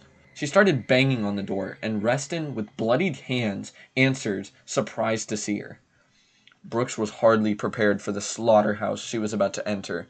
A woman sobbing in the living room, a big man holding her, 2 bodies in the kitchen surrounded by blood, and on the staircase, Chad sitting next to his little sister Daisy, who kept quietly singing to no one in particular, words no one else could understand. Ba-da, ba-da, ba-da, ba-ba. She barely held up for the 5 minutes leading up to the paramedics' arrival, and in an interview inserted by the editors afterwards, she says she never saw that family again. Zampano writes that the kids' rooms were filled with these drawings, each one the black square getting larger and larger. Karen is aware they're in trouble, but with her mind so preoccupied on Navidson and his safety, she ends up unknowingly pushing the kids away, letting Daisy retreat to her room and Chad to keep wandering outside, hardly ever caught on camera during these periods. Bro, these are elementary school kids. Chad is just outside, sometimes not returning until nighttime, just wandering, going nowhere. And Daisy's just alone in his room, and they're just drawing this picture of their house with the black square getting larger and larger in each subsequent picture.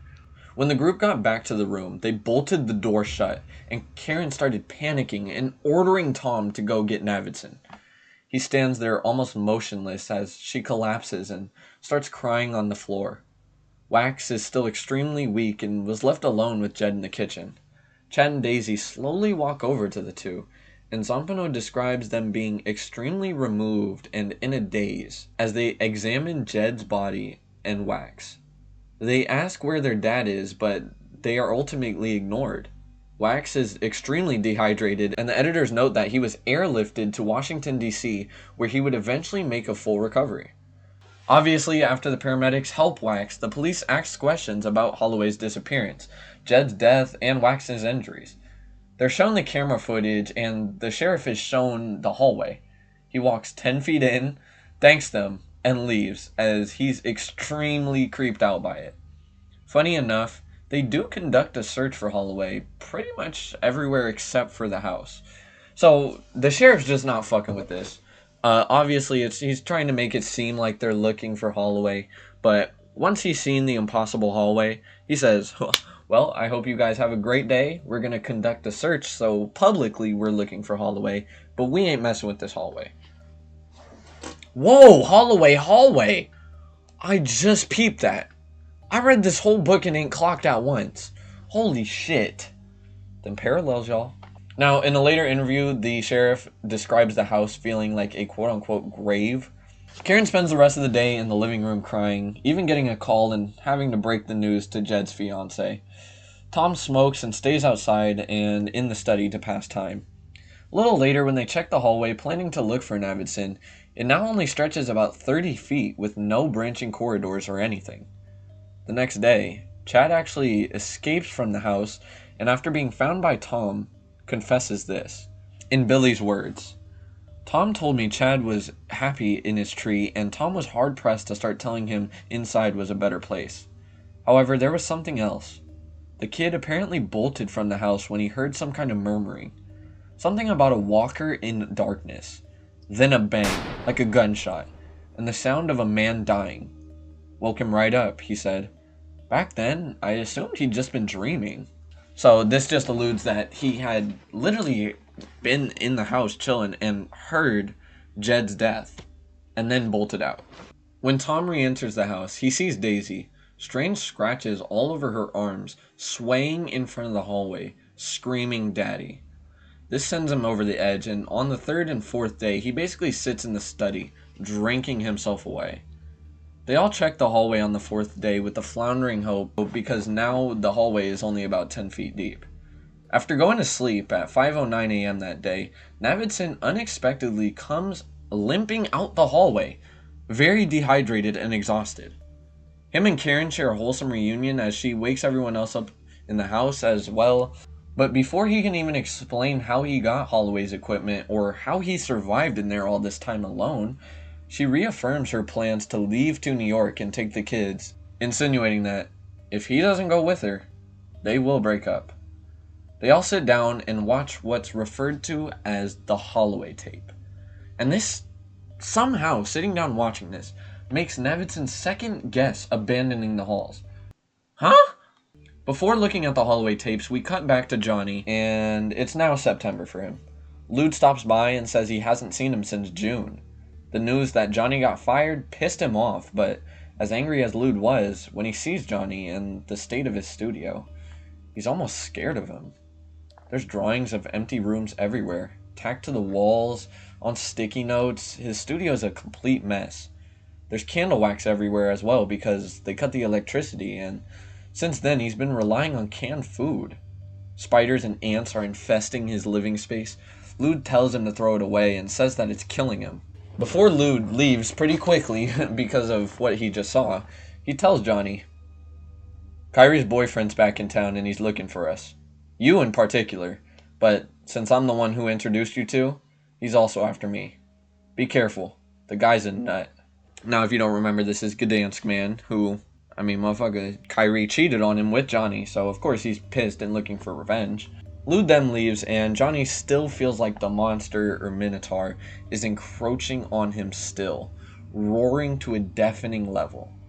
He considers getting the gun in his trunk of his car, but it eventually stops. It's too close now. It's resting on his chest. He wonders if Lude's right, but considers it may be the other way around. He and the Navidson record are one and the same. He then thinks back about how he learned to tell stories so well, and that's because he had to constantly lie to his stepdad to avoid another beating, talking about Raymond breaking his nose once. Now, I know it's a lot of jumping. I know I said it'd be a difficult read. Are you locked in? Okay, but before we cut back to Navidson and get a good look at the Holloway tapes mentioned beforehand, we get a post-interview from Navidson where he talks about his time in there alone. He was very fearful Holloway would jump out and shoot him at any time. I remember thinking then that one of the toenails on my right foot, the big toenail, had torn loose and started to bleed. That's when Delisle came into my head, which was awful. Now, as the readers, we still don't even know what Delisle is, but he keeps mentioning this shit. He shifted his focus from finding Holloway's body and Delisle to thinking about his kids and Karen, which eventually brought him much closer to the exit than he first thought. Then the book kind of cuts off and we get some notes from presumably a psychiatrist that describes some of his suicidal thoughts. Now, in the tapes, it seems that in the beginning he's very aware he shot both Wax and Jed. In continuing sections of this footage, he reports that the monster is getting closer and stalking him, waiting for something, but he's unsure of what. Zampano then notes that Tom and Holloway may have been in the exact same scenario, but Tom handled it with humorous distractions and not a gun, which ultimately led to Tom's survival and his mental staying intact, and then led to Holloway's death. Obviously, Tom's way worked way better. During these tapes, Holloway is preaching about how he doesn't want to die into the camera. The sections still mention a minotaur while drawing parallels to the monster and show Zampano's efforts of crossing out the text to get rid of this. The final section of the Holloway's tapes is 2.5 minutes of him gurgling in his own blood. Did he kill himself with the gun? Is the monster real? Up until this point, no one's actually seen the monster, and Holloway's death is looked at as a widely polarizing part of the story. The suicide mentions and the therapy sessions allude to one end where he might have committed suicide, but his repeated camera talks of not wanting to die allude to something else getting to him. Johnny then cuts in and says that Zampano is actually inside of him, and he can feel him fading more and more as the day goes on, and he lies hungry in this dark room. Another section titled Escape, written by Zampano in this chapter, details Tom bolting the locks on the door shut after watching the Holloway tape and giving the 4 color-coded keys to Karen. Navidson still doesn't seem super caught up on fully leaving, but acknowledges that Karen has the right to do so. Tom and Navidson share a brotherly moment and let tears fill their eyes as they can both properly acknowledge their appreciation for one another as well as their relief of Navidson's return. As Navidson's outside loading a box into the car, Reston hears a grinding coming from behind the door. He hasn't heard this before, and it gets louder and louder, quote unquote, evolving into a new and already misconstrued sort of menace. He expected the door to completely implode on itself until it stops completely, until he hears 2 knocks from behind the door. Navidson, still running on hardly any sleep, no food for 2 days, notices the lights in the house go out from outside, and he drops everything, even damaging some of the tapes, to get in this house. He sprints in because everyone's in there. Cutting to a camera that shows Karen, we see her packing her things when the ceiling turns from white to ash black and completely falls out. The room starts contracting, destroying all of their furniture, and right before the bed is shearing in half, she manages to escape into a strange closet space. This room she's in then starts rapidly expanding, draining out Daisy's cry for help. Now, hold on, a lot's going on, okay? Navidson's helping Karen pack because he acknowledges that, hey, I really don't want to leave, but she has every right to. I can understand the mental toll that this would be taking on her. I'm not going to stop her from doing that. What I'm going to do is I'm going to help her, but she has to be okay with me not leaving. And remember, immediately when Navidson gets back, Karen's like, hey, I'm going to leave, and then they sit down and watch the tapes. That's why they didn't really have time for him and Tom to like fully acknowledge and let it set in that Navidson's actually alive from what seemed like an impossible survival situation. But Navidson hasn't eaten, ain't slept. He's outside packing things, turns around, and all the lights go out. Karen is in this room, and the room starts just destroying itself, shifting, and just shearing even the bedside into shreds. And essentially, the room is shrinking, leaving her to escape into this closet, and this closet then expands rapidly. I know, a lot's going on. Stick with me. I also want to mention that up until this point, the house hasn't really acted outside the hallway. I mean, yeah, Karen's feng shui items had disappeared, but everything's been pretty confined to the hallway, and this seems to be the first attempt from the house to actually harm the people in it, and it's right when they begin to leave. It's very strange. This darkness almost crushes Karen as Navidson runs into the jaws of this house. The growl starts back up like a rolling thunder. Navidson finds Karen on the floor, hyperventilating. Remember, she has extreme claustrophobia. And he gets her up to find their kids. As they're running out of the bedroom, the door frame comes down like a guillotine on them, knocking Karen out and hammering Navidson's shoulder. He gets her outside and puts her in the car and runs back in for the kids, heading for the stairs when the floor beneath him drops. He would have died if it wasn't for the doorknob that he was able to grab hold of. In a future interview, Reston describes seeing all the furniture slowly sink and topple over before his wheelchair began to slip. The door is still fine and placed, but the floor has begun to slope down a bit, revealing nothing but darkness under it, trying to swallow members of the house. Reston escapes to hang onto the foyer, but loses his wheelchair to the abyss. Navidson swings off the doorknob to rescue Reston because his grip is poor due to his injured hands from carrying people all up the stairs, and narrowly saves him from falling. They lay in the grass in the pouring rain while Karen, still unconscious, is in the car, but Chad, Daisy, and Tom are still missing. Navidson hears a window shatter in the backyard and sprints around the house while Daisy is screaming. Reston, on the lawn, in the dark storm, thinks he sees Navidson coming back. But it's actually just Chad walking very slowly and deliberately, described by Reston as threatening. He offers a slow nod to Reston, and he gets in the car next to his mom without saying a word. I've got to say, during this whole time, Chad is the weirdest bit of this whole house. I mean, he has not been normal since they got here. The house is fucking shifting. He's been spending his time doing Craven the Hunter shit outdoors. And now he just slowly walks up to Reston, looks at him, nods, while his family is completely disheveled, and then calmly goes and sits next to his unconscious mother in the car without saying a word. It's really just off-putting.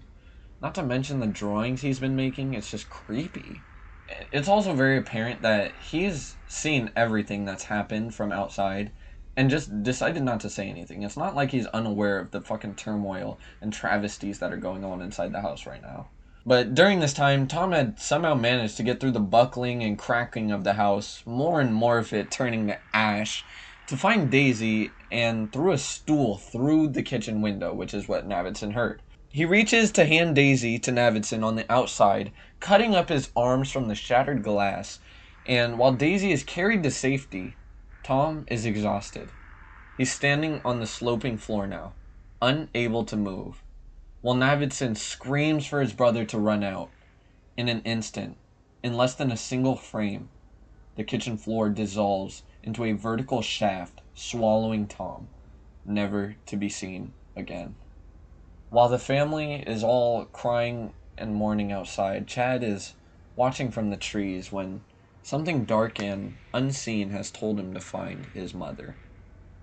And that's where chapter 13 ends. I gotta say, this death hurts way more, way more than Jed, man. Tom was probably the most likable character.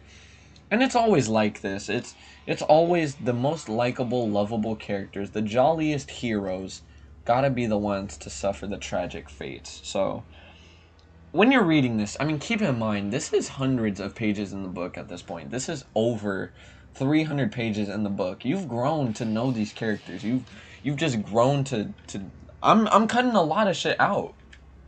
So to see this death is just, oh, it's heartbreaking, man. I mean, out of anyone that deserved to die, it was certainly not Tom. Especially how his last moments alive, or at least seen ever, were focused on saving Navidson's daughter. It's really heartbreaking. Jumping into chapter 14, this one is extremely short. Basically, Navidson went to go take care of his brother's things, and Karen took the kids to New York as she promised. And Navidson actually says, after he's done sorting out Tom's stuff, alright, fucking P, bruh, that he's gonna go after her. Now, while they may have escaped the house, it's pretty clear in this chapter that Karen really didn't. It's revealed that it's always been her decision not to get married to Navidson, and that she still avoids the subway, dark rooms, and elevators after all this time. The theory for why depends on her estranged sister Linda going on a talk show and talking about a time they were each raped at 14 in a farmhouse while the other was in a well by their stepfather.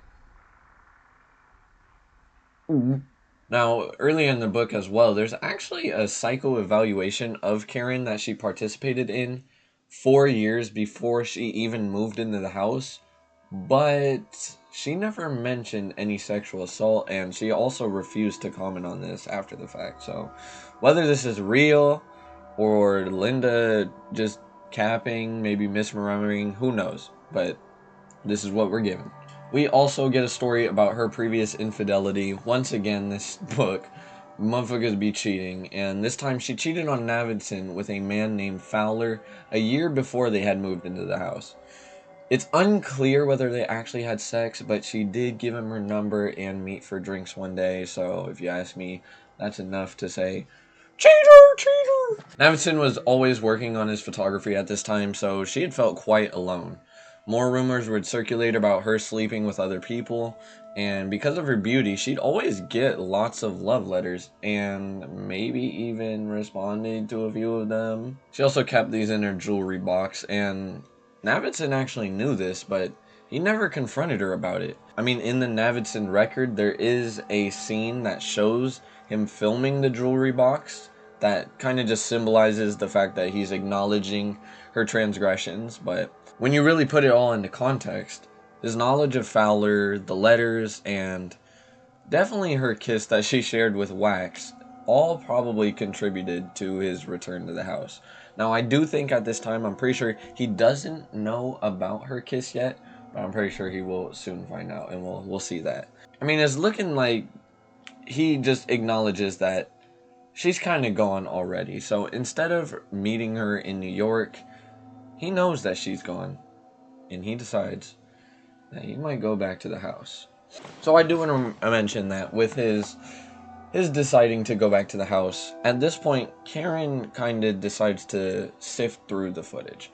And I mean, she still has a lot of the tapes with her, and that's kind of where we move from here. But in this interview with Jeremy Lieberman, who wrote the original People interview with Fowler, Fowler actually told Lieberman, yeah, she called me up. She said she was in town. How about a drink? That sort of thing. So we go out a few times. I fuck her a few times. You know what I mean? But she's not talking much now. Only thing she says is she's working on some film short. I asked her if there's a part for me, but she tells me it's not that kind of film. I must have seen her 2 or 3, maybe 4 times. It was fun and all, but she looked like hell, and I did not like taking her around. She'd changed over the months.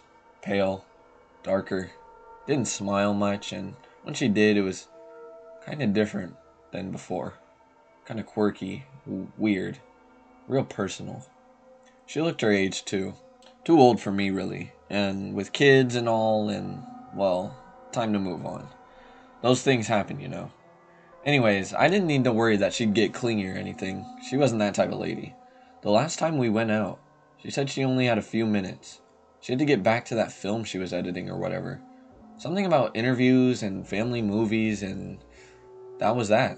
She shook my hand and left. But I'll tell you, she was different from when I first met her. I fucked around with married women before. I know how they get off on dicking over their husband. She wasn't like that now. She needed him. I could see that in her eyes. It wasn't the first time either I'd seen a married woman get eyes like that.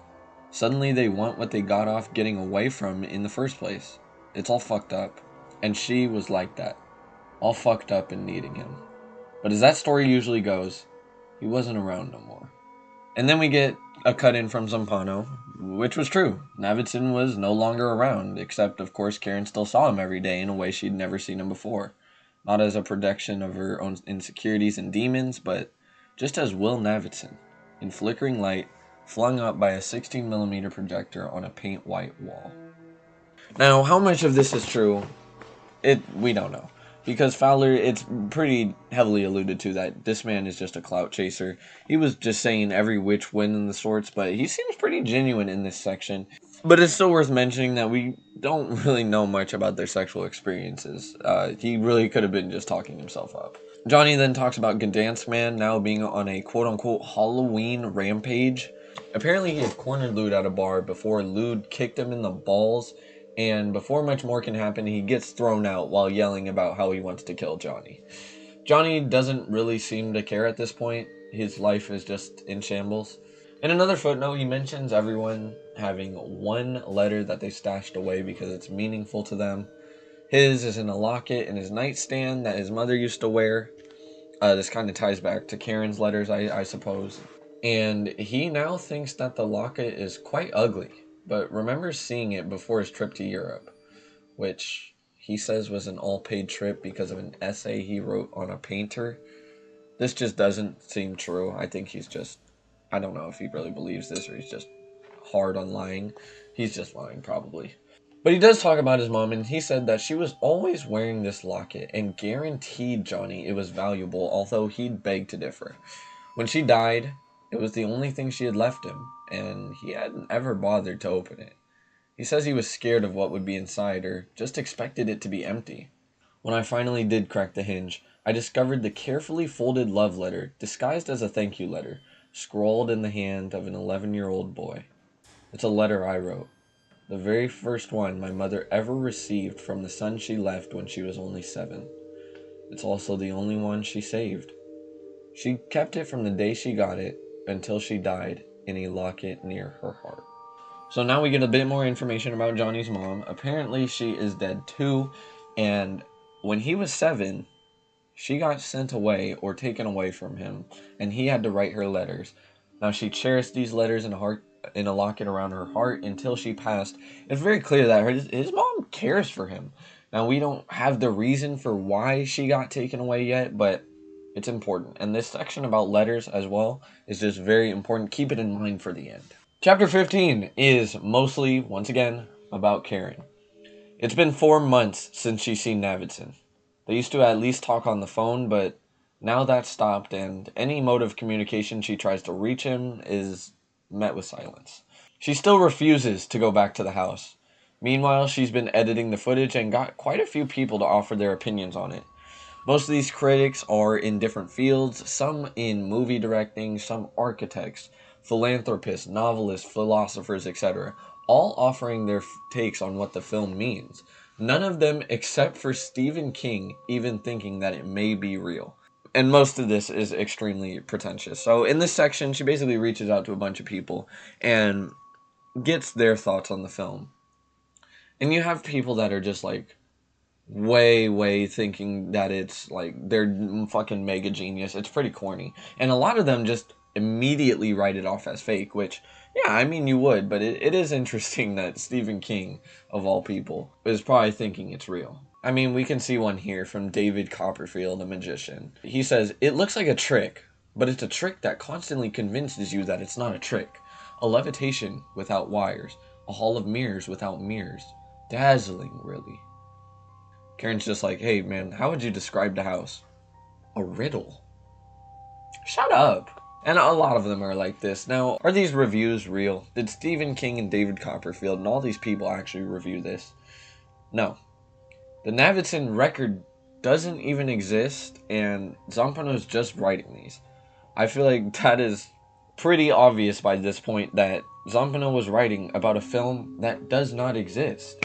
You know, and this is people's gripes with the book. It's that, well, bro, it's kind of like the it's all a dream trope, but it doesn't really matter in the end because there's more layers to it. It's not like we're only presented with the Navidson record. It's a very interesting and compelling story, sure, but we also get details about Johnny's life, his descent into madness because of all of this, Zampano's life, and some theories about him, and also the Navidson record just, it doesn't seem fake. It really doesn't. It's not like there's details about it. Like, sure, it's very outlandish, but the way it's put together and the way it's beautifully written, it really makes it seem viable, and it kind of closes a lot of the plot holes that would come about if we were just given the Navidson record.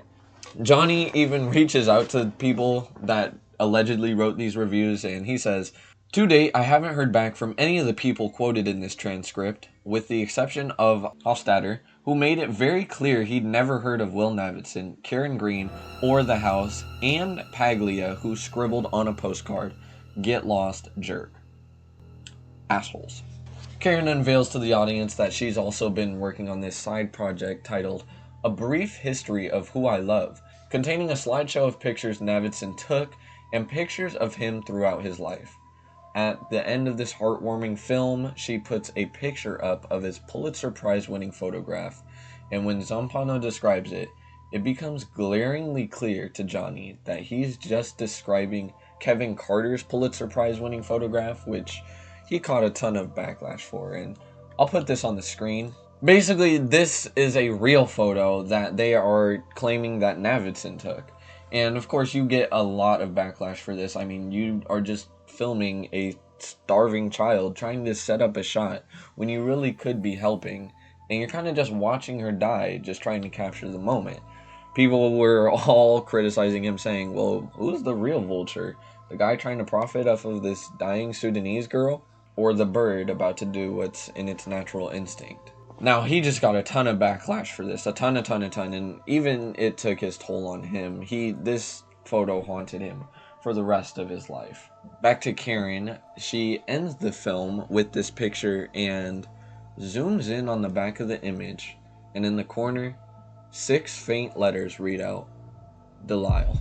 This thing that he's been so secretive about, that's been haunting him this whole story, has been the girl in this picture, and it seems like he has the most regrets about Delisle as well. I mean, it's always in his head. He feels horrible about taking this picture, and it's never really revealed why he's so secretive about who she is.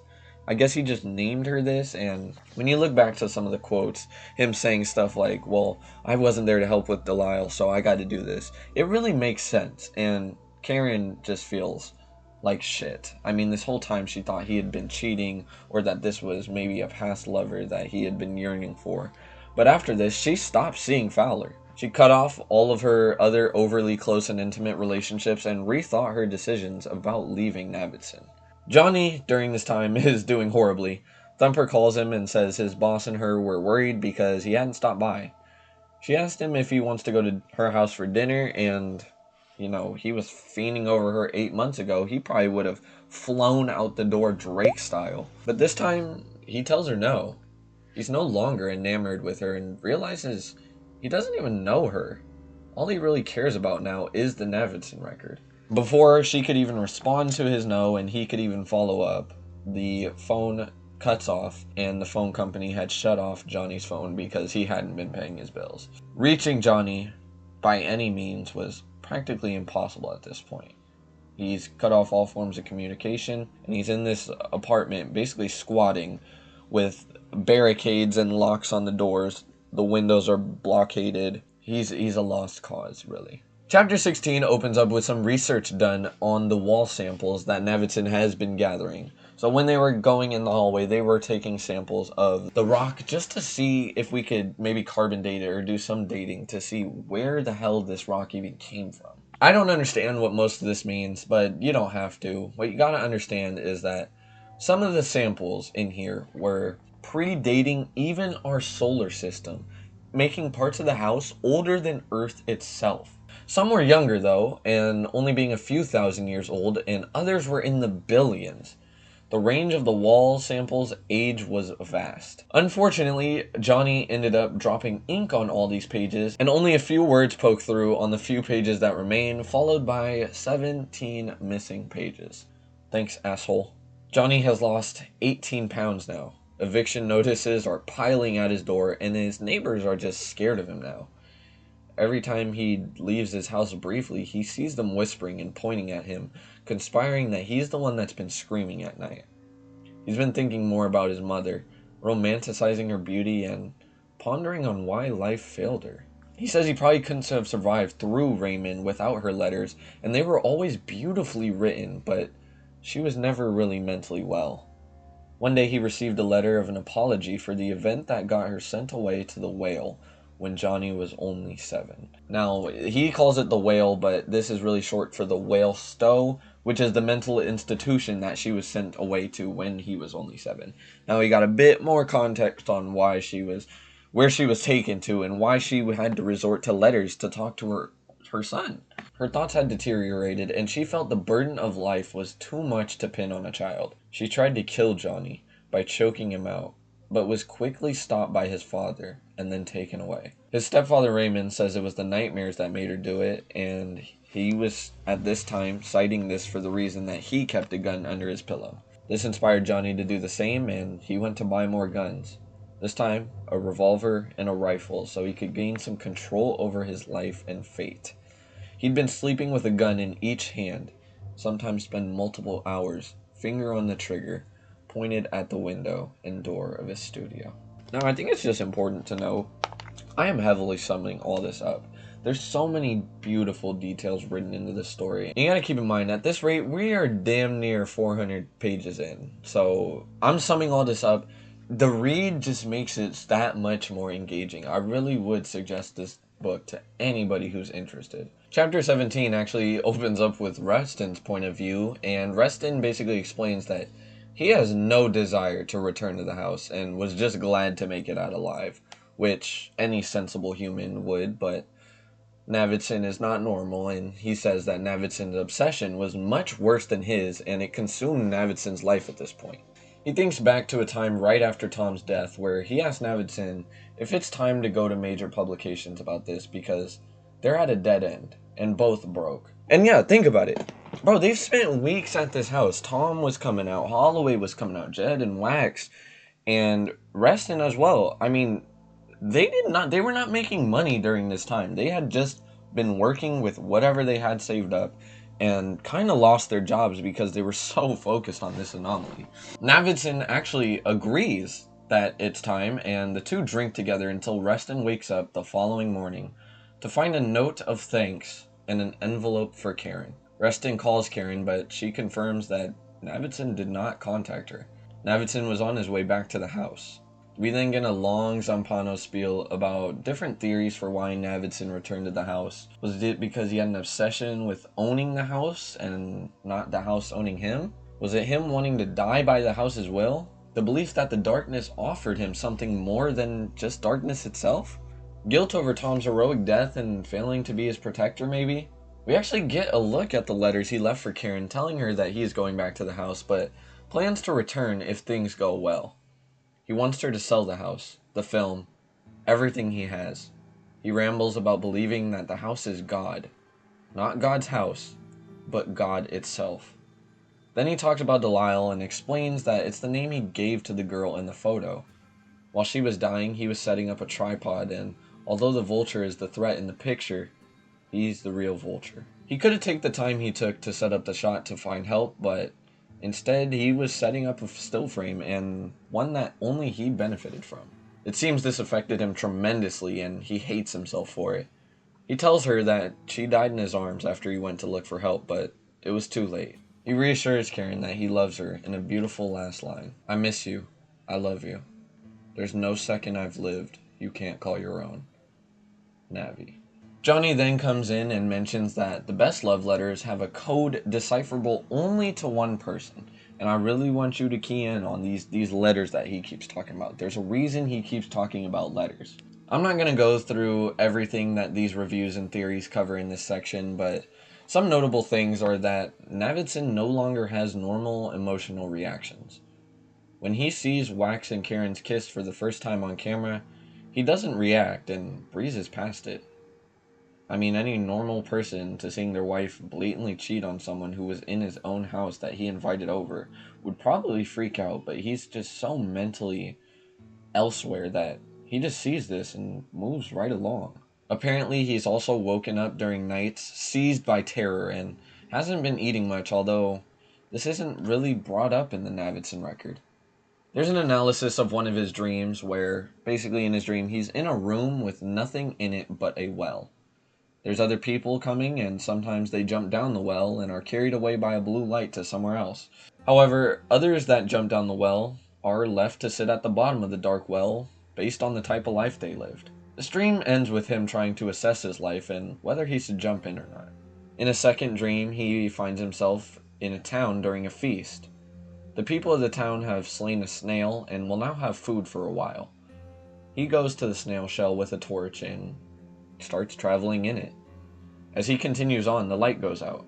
He's faced with a dilemma to plunge into darkness and continue on, or to take the easy route back. Both of these are euphemisms for the house and how Navidson should probably understand himself a bit better than he currently does. I mean, obviously him assessing his life is just really thinking about the decisions he's made and deciding to plunge into darkness or just take the easy route out and escape while you are away, obviously in relation to the house. Johnny chimes in with a dream he had of being on a boat. In this dream, his hands are completely melted and his face, although he can't see it, he knows it's super deformed. Someone who he describes as a frat boy then plans to kill him with an axe and mutilate him until there's nothing left. He abruptly then moves into a real-life story about seeing Kyrie at the supermarket. She tells him she's marrying Gdansk man and looks very worried about how Johnny looks, but she doesn't mention it. As she offers a goodbye, she asks if he wants to go on another drive. He actually declines, and she angrily throws a can that crashes into the shelf before storming off. Now, I really want you to keep in mind here that maybe this didn't happen, or maybe it didn't happen the way he's recalling it. Remember, now we have a very unreliable narrator, and as far as he's concerned, the interaction went like this. Hey Johnny, nice to see you again. You want to go on another drive? No.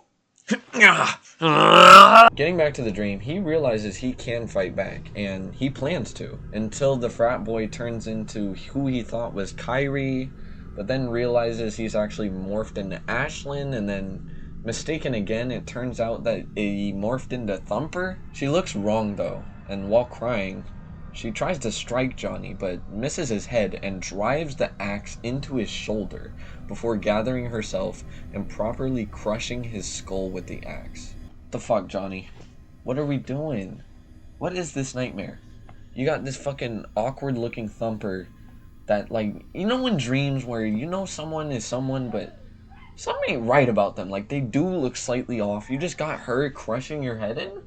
Bro, hands all melted to the bone, face morphed to hell. He can't even see it, but he can feel it. It's a wild one, bro. This chapter then closes out with Rustin explaining that he returned to the house to find Navidson's car there, but as he peered inside, Navidson was missing. However, everything was normal about the house again. The initial extra space between the children's room and the master bedroom was gone. Karen's feng shui belongings had actually returned, and the hallway door was gone as well. Had the house been satisfied after having Navidson return to it? We also just get a slight mention that a lot of people who have seen the Navidson record have also become super obsessive. Some cases even resulting in medication, hospitalization, and even 3 cases of suicide. And this is interesting. I mean, we see the toll that it's taking on Zampano. We see the toll that it's taking on Johnny. We never even considered that how many other people are going through the same shit? I mean, it always talks about this has been passed along and people have seen it. Bro, this has to be affecting everyone's life that reads it. But why is that happening? Chapter 18 picks up with Karen returning to the house. Not because she wants to or need to, but because she wants to look for Navidson. She meets with a realtor and confides in her, while crying, the struggles she's been going through because she hasn't heard from Navidson in 6 months. The realtor confirms she looked into the history of the house and find that people never last long in it, either due to heart attacks, other deaths, or just disappearances. They discuss some ghost stories before arriving at the house. Johnny cuts in here and has 1 day to leave before a full eviction. He plans to sell virtually everything he has and go search for the house in Virginia. He ended up actually selling his mother's locket before even the guns, which gave him a bit of money. He stops by the shop to tie up some loose ends, and he looks so bad that a woman screams when he walks in. Bro, do you know how fucking bad you gotta look for a woman to scream? How, like, what is that? How disheveled could he be? He hands his boss an envelope for Thumper.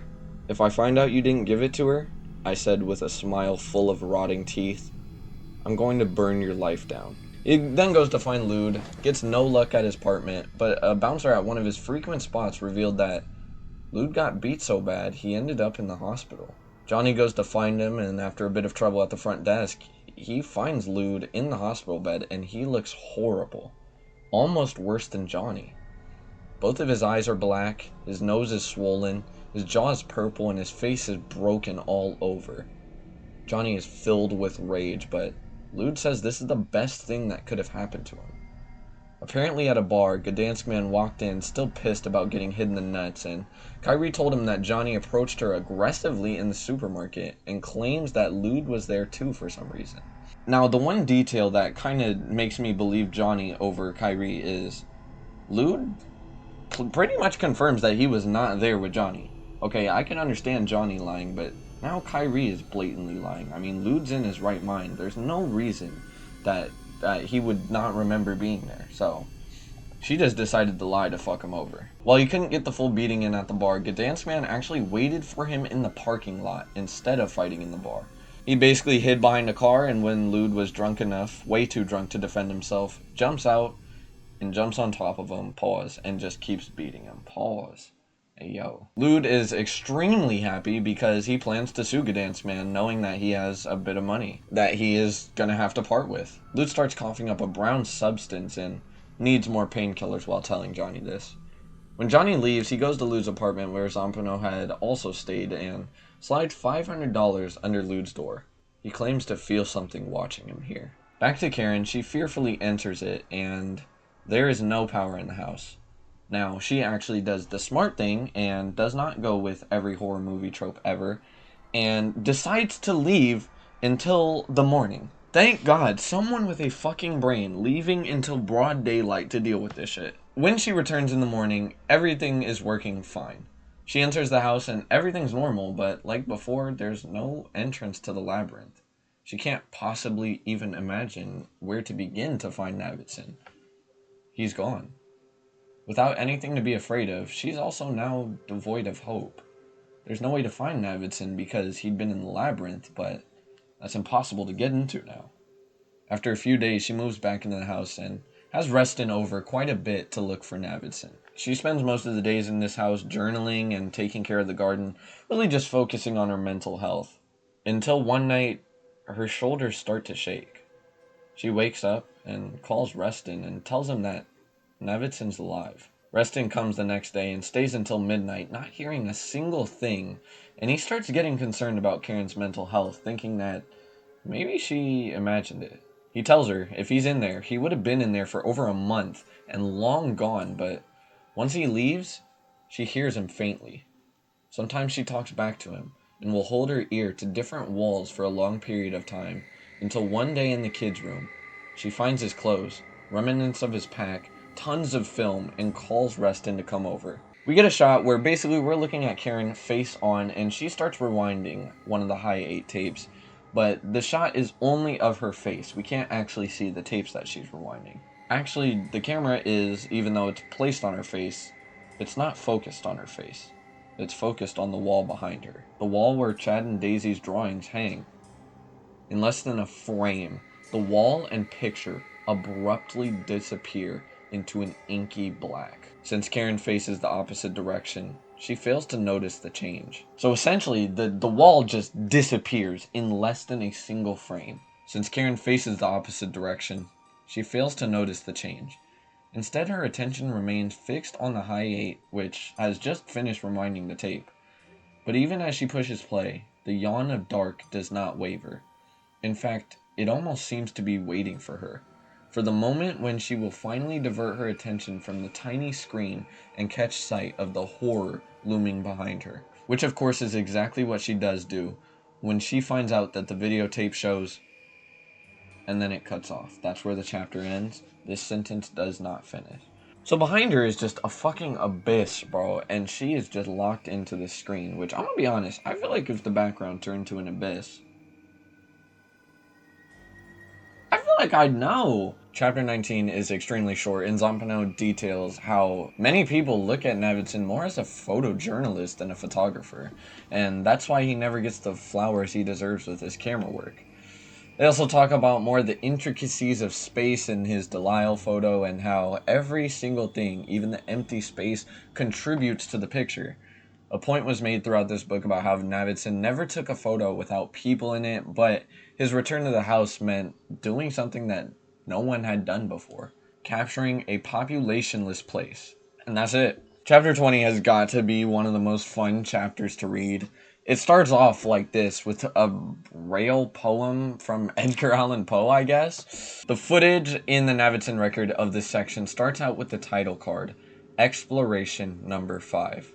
Navidson took with him on this exploration a bike, a book, a ton of cameras, food, sleeping bag, etc. Now in this journey, he doesn't immediately head for the staircase either, but this is actually the journey that happens when he returns to the house, and in this, he doesn't immediately head for the staircase. Instead, he heads for the corridors and just keeps pedaling with his bike. So like we said, basically there's one long ass hallway and then you get to this big ass room eventually, but there's a ton of corridors that break off into even more corridors and shit. And that really hasn't been explored, so he decides to go through it this time. He keeps pedaling through these corridors and he says it seems to be getting easier, until he no longer has to pedal because the hallway is on a decline. He literally just rides his bike down this for hours, and when he stops for the night, his odometer reads 163 miles. He seems to be at the point of no return. But regardless, after a night's rest, he turns the bike around to go back the other way, and he started going downhill again. Assuming he went the wrong way, he once again turns his bike a full 180 degrees, and again is going downhill. It's like any way he turns is downhill. For the next 5 days on this exploration, he covers an extensive amount of miles, covering 240 to 300 miles at one time sometimes. But on the 5th day, after a 14-hour marathon, his odometer only reads 428 miles. Now, this is also not a smooth ride that he's just been sailing. During this, sometimes the ceiling would fall in on him, grazing his head. Other times, the ceiling would rise, the hallway would widen, it would narrow. So it's just not a consistent ride all the way through. Of course, during this, the growl is still persisting, and Navidson is taking note that he's running out of food. On around the 12th day in here, as he's riding, the walls and doorways recede, followed by the ceiling lifting completely out of sight. He is now just in complete blackness with no reference of anything to see where he actually is. He throws some flares around him to orientate himself and takes time exposure photographs. At first, the flares in the photographs are the distance he threw them, but in the second pic, they're much further away. And then in the third, they're hardly even visible. Either the flares or Navidson is somehow moving, and considering the tripod was firmly set on the floor, it makes less and less sense. He kind of brushes this off and continues writing until all of a sudden, randomly, he feels the need to brake. The incline is too strong at this point and he has to whip the bike to the floor, injuring his leg pretty badly. He crashes down and barely stops on the edge, so close that his feet are dangling over. He has no idea what alerted him to stop because there was no change in lighting, temperature, or sound, but he says he could feel emptiness reaching up for him. So essentially, he was just riding this normal path and nothing changed, and he just decided to whip his bike to the floor because if he didn't, he would have fallen into this deep, deep abyss. Collecting himself, he goes into this weird bartizan, which if you don't know what that is, I didn't either. I'll throw it on screen. It's one of these medieval castle shits. I guess this is in the house now. And there's some stairs in this room as well, but instead of the stairs leading up or down, it's perpendicular to the wall. The stairs are penetrating the wall. It's sideways. Too tired to investigate that bullshit, he sleeps only to wake and find that the door is now missing and the staircase is now above him in the ceiling, insinuating that the house had flipped itself on its side. It's also like, I'm sure I'm putting pictures up, but exactly what's happening is how the book is written, and it is so fucking awesome to read, bro. He climbs up the staircase, and when he does, the floor below him starts vanishing, along with the bike, the trailer, food, and everything else he left behind. Kind of like a Roblox obby. You know when you fucking climb in the spiral staircase, then bitches start disappearing? That's what just happened to him, bro. He's going up it, but it's rapidly disappearing behind him, so he had to leave a bunch of his stuff behind. He races the disappearing stairs until he eventually makes it into this circular room with no doors or windows. Just a series of black rungs that he ends up climbing as a ladder. He climbs up this for hours, constantly having to take breaks and worried that he'll have to sleep without finding a place to rest. He finally gets to the top, exhausted, and he's in a small room with one door once again. Cautiously, he opens it to a narrow hallway. Proceeding through, the hallway gets smaller and smaller until he's on his stomach, scraping his injured leg against the floor and pushing his small backpack of belongings in front of him. A jump cut implies he may have rested here or slept for a while, but regardless, the pain did not go away, and eventually he could hardly move. He finally emerges into a large room where everything about the house suddenly changes. He sees what he believes to be a window, and is even scared to approach it, fearing that it might go away. He climbs through, convinced it's an open window to the outside, but ends up in a room. He turns to go back, but the window has vanished. In fact, the entire room has vanished. All that remains is the slab he's on, which is seemingly supported by nothing. Darkness surrounds him. I imagine this as like, if any of y'all have seen the movie The Platform, I just imagine he's on the platform and just dark. You can't see shit else but the floor beneath you. And even that is probably a stretch. He gets nauseous and at times isn't sure if he's moving right side up, upside down, sideways, or what.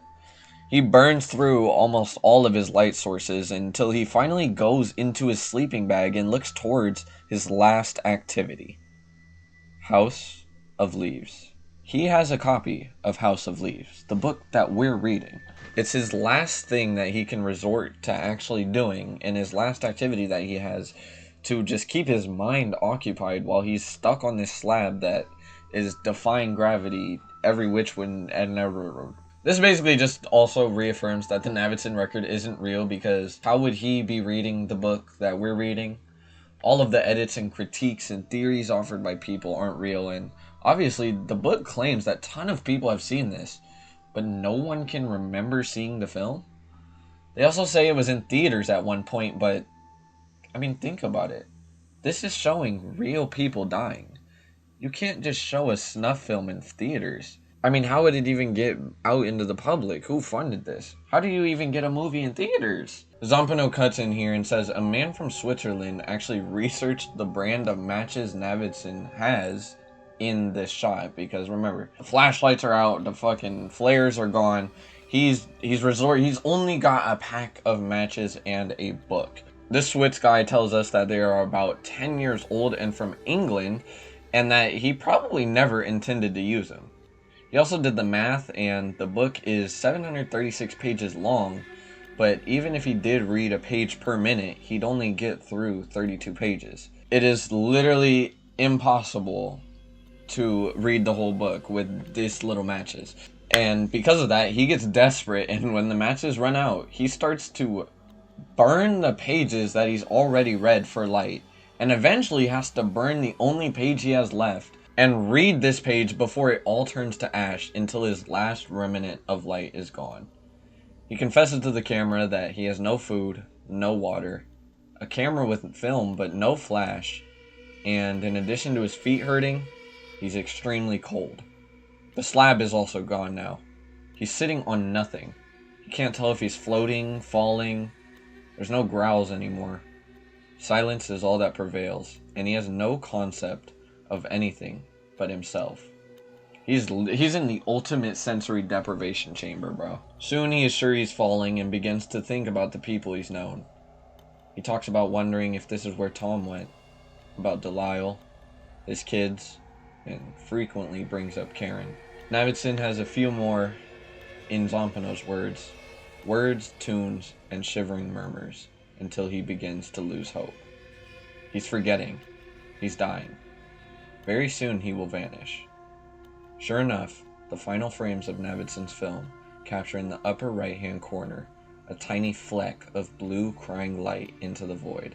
Enough to see, but not enough to see by. The film runs out. Black. A different kind of black. Followed by the name of the processing lab. And so apparently this is where the Navidson record ends. He has no light source. He's standing on nothing. He's in this stasis in God knows where.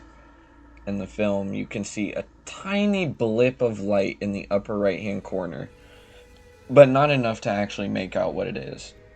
And then it cuts to the processing lab of the film, implying that Navidson died. Tragic. Chapter 21, October 25th, 1998. Lude's dead. Apparently, after being released from the hospital, he couldn't shake the effects of the pain pills he was given and had become an addict. One day, he was driving his motorcycle, well over 100 miles per hour, while high, before the wheel caught on a sidewalk, and he'd fly into the cement, which capped his skull and tore his jaw from his face. Johnny is now staying in different hotels while on his way to Virginia, and his anxiety-induced night terrors continue. He feels like the monster, the Minotaur, is downstairs in one of the rooms and refers to the hotel as an asylum. Perhaps further alluding that this is all in his head. Maybe it is an asylum. He leaves the hotel and starts sleeping under park benches. One day while walking in the park after his homeless journey, Gdansk man yells for Johnny to stop. Lude wasn't enough. He parks his car with Kyrie in it, gets out, walks over, and hits Johnny twice in the face, sending him to the floor. Kyrie's laughing. Overcome with this inhumane rage, he gets up, grabs a Jack Daniels bottle, and beats the Gdansk man, splitting his face open, before switching to fist, while the Gdansk man screams apologies and cries for help. Nothing close to pity moved inside me. I was sliding over some edge within myself. I was going to rip his skin with my bare hands, claw past his ribs, and tear out his liver. And then I was going to eat it, gorge myself on his blood, puke it all up, and still come back for more, consuming all of it, all of him, all of it, all over again. Kyrie is running over to help, but Johnny just looks at her, and she becomes pale and stops in her tracks. Just by looking in his eye, Johnny says he knows that she can tell that he plans to choke her while raping her before dismembering her body. Surprised? Really? Has nothing prepared you for this? This place where no eye will find her, no ear will hear her. Among pillars of rust, where hawks haunt the sky, where I will weave my hands around her throat, closing off her life, even as I rape her, dismember her, piece by piece, and in the continuing turn, for these turns never really stop turning, void out all I am, ever was, once meant or didn't mean. Here then, at long last, is my darkness, no cry of light, no glimmer, not even the faintest shard of hope to break free across the hold. I have become, a creature unstirred by history, no longer moved by the present, just hungry, blind, And at long last, full of mindless wrath, Gdansk man dies. Soon Kyrie will too. Wow. This snap, bro, reading this is absolutely insane because, I mean, we've been seeing his mental deteriorate, but as far as violent tendencies, it's like he became the monster that he's been so afraid of this whole time. And the way that it's written is so brutal. The fact that he can just shoot Kyrie a look and stop her in her tracks and completely frighten her from even saving her soon-to-be husband from being murdered. It's probably the craziest read. Even more crazier than the dog, bro. It's wild. So Gdansk man dies, and soon Kyrie will too. The next day, he wakes up and his memory is spotty. He doesn't remember killing Gdansk man and finds a bunch of Polaroids of houses, unsure if he took them or not. In his journal that he hardly remembers even writing in, it's actually not October. It's May. He's lost all bro. It's May. You saying it's October? It's May. That is like as far away as possible that you can get. I mean, before it was just like, okay, I forgot my birthday. Okay, maybe 3 weeks have passed and I didn't really realize. This guy's in like a whole new year, damn near. He's completely lost all sense of time. On May 4th, in his journal, he would remember what his dad would tell him about his mother. That she was in the Whale, a mental institution. He actually seeks out the Whale, and when he goes to the location that the Whale was at, he realized it's been closed for over 5 years. It's no longer in function, and he decides to break in. Eventually, with a little prodding around, he actually does locate his mother's old room. He sleeps, and he waits for her to find him in her bed, but of course she never does. This is a 5-year-old abandoned building. Why would, like, come on. The next day, after sleeping here, he decides to go to his old house, the one he had been in when his mother was taken away. The house is gone, though, and it's been replaced by a lumberyard. His insides begin to churn when he sees this, and he remembers a memory, one that he had originally thought was the reason for his mother being taken away. They were both laughing, and she knocked a pot of sizzling oil over on him, which he attempted to catch. This is the reason for the scars on his arms, but as his mind clears, he then remembers his dad yelling and trying to protect him. Why would his dad be yelling and trying to protect him if it was just an accident and an oil spill? Perhaps it wasn't an accident. Keep in mind that at this time, he's going through these epiphanies and these memories in his head with his shirt off in a lumberyard getting yelled at by workers like, hey, get the fuck off the property. And he's just like, my house used to be here. And eventually he does leave after they tell him to stop trespassing. In September, he then talks about staying with his old pediatrician friend who takes him out to eat, got him on a good diet, some good counseling sessions, and now that friend has actually prescribed him a drug that's basically cured him. So all of a sudden, a complete 180. Now he's just staying with this old pediatrician friend who's basically changing his lifestyle, and now he's living like David Goggins, mentally healthy, mentally sound, physically healthier. And he gets healthier and healthier throughout the month until someone breaks in his car and steals all the pills. September 29th, 1998. Are you fucking kidding me? Did you really think any of that was true? September 2nd through September 28th? I just made that all up. Right out of thin air. Wrote in 2 hours. I don't have any friends who are doctors, let alone 2 friends who are doctors. You must have guessed that. At least the lack of expletives should have clued you in. A sure sign that something was amiss.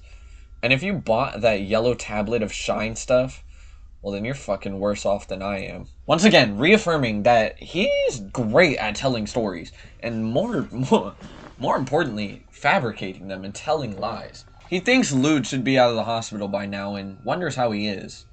Then he goes back to LA to get the Navidson record because all this time he's actually, since he's been homeless, he hasn't been traveling with the Navidson record. It's still, all the papers and shit are back in LA. So he goes back and he tries calling Lude at a hotel. But remember, he knows that Lude's dead. And he tries to call him anyways. But remember, he thought it was October when Lude died and then Lude died, and then he's like, oh shit, it's May. And we've been continuing since May, so he should still know that Lude's dead. October 24th, 1998. Called Thumper today. She was so happy to hear from me, she invited me over for dinner tomorrow night, promised me the works, home-cooked food, and hours of uninterrupted private time. I warned her that I hadn't been to a laundromat in a long while. She said I could use her washing machine, even take a shower if I liked. Still nothing from Lude. October 25th, 1998. Lude's dead. So I guess he's reliving Lude's death? It's like he fucking saw the future. I don't know. I don't know. Just really try to follow this section, y'all. In November, he pays Thumper one last visit and sees that she's wearing the gold necklace he gave her in the envelope. If you don't remember, he gave his boss the envelope and said, get this to Thumper or I'm gonna ruin your life. He hugs her goodbye and says that he can tell she wants a kiss, but he doesn't give her one. Cut to a year later, in August 1999, and he's in Flagstaff, Arizona. He goes to a bar and buys the band drinks, and while listening to the music, he hears them say, I live at the end of a 5.5-minute hallway in one of their lyrics. He's initially stunned by this, but then he really listens and they say it again, so he's sure of what he heard. He goes up to the band after their performance and asks them about it, in which they reveal a tattered copy of it from their bag, House of Leaves by Zampano, with introduction and notes by Johnny Truant. He can't believe his eyes, and not only had all of them read it, but they'd often come across others who would ask them about it after their shows as well. They wondered about Johnny Truant. Had he made it to Virginia? To the house? Did he at long last find the woman who would love his ironies? This shocked Johnny, and if you don't get what that means, let's go back to page 117, and there's a passage in the middle of a random sentence that says, West Hotel over wine infusions, light lit lofted on very entertaining moods, yawning in return, open nights inviting everyone's song. Doesn't make any coherent sense, but if you take the first letter of every word, it says, who will love my ironies? And that just goes to show, bro, there's so many little details that you can miss. I mean, bro, nobody would have found this. And then remember, Johnny talking about the best letters have shit that only someone can decipher. Keep that in mind still. Johnny is extremely impressed that a band member caught this because nothing actually indicates that this code should be used here. But this code of the first letter of every word will be used again later. He debates on telling the band that he's Johnny Truant and ultimately decides to go against it for whatever reason before leaving and sleeping in the park.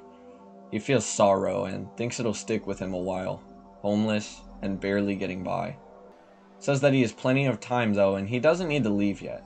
We then go back to after Johnny had killed the Gdansk man and he's scared that the police are looking for him. He thinks back on it and remembers beating Gdansk man but suddenly changing his mind on killing him. He helps him up while Gdansk man mumbles apologies and him and Kyrie drive off while he runs away to get away from people. Now, I think this is probably what actually happened. I don't think he killed Gdansk man initially. I think that all that about dismembering and, you know, all that stuff he was saying, this seems like the real version of events that actually happened, but in his head, it just went a bit differently. So I don't think Gdansk man ever actually died, but it does seem like he beat his ass. While he's off the whole day running for the most secluded area he can find, trying to get away from the cops and just people in general, he is hit with another memory.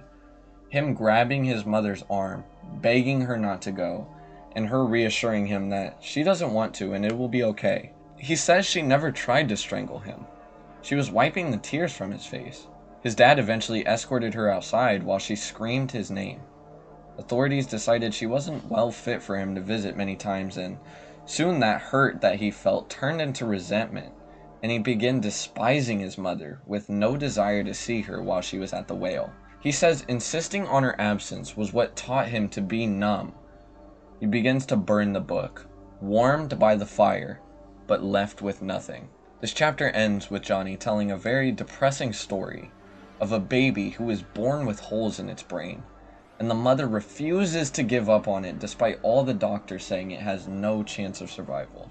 It should have died within hours of being born, but 3 days later, with the mother still assuring that her baby will be okay, she refuses to give up on it. Doctors are crowding around, just shocked at how the baby, I mean, it's a miracle that it's lived this long. And right before she agrees that they should pull the plug, she kisses the baby's forehead and says the baby can rest now. Before they even pull the plug, the baby died. This is the last of Johnny's writing in the whole story. And I mean, this is super, super sad, and it plays into some of the theories later. We're going to revisit this section with the mother keeping her baby alive somehow by the grace of God, and then perfectly knowing and reassuring it that it can die, and somehow it actually does. But that's the last we hear from Johnny in this whole book. However, we still got a few more chapters to go. Chapter 22 is also pretty short, and the second to last chapter of the whole book, which it picks up back from chapter 18, where the chapter with Karen abruptly ended. I don't know if you remember that, but just to reread the section, this is where the frame is on Karen and the wall is behind her, and she doesn't yet notice it because she's watching the high eights. This section ended with, in fact, it almost seems to be waiting for her.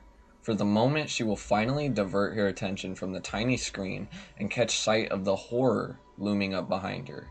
Which, of course, is exactly what she decides to do when she finds out that the videotape shows nothing more now than mere dark. The tape is blank. Finally, when Karen does turn around to discover the real emptiness waiting behind her, she does not scream. Instead, her chest heaves, powerless for a moment to take anything in or expel anything out.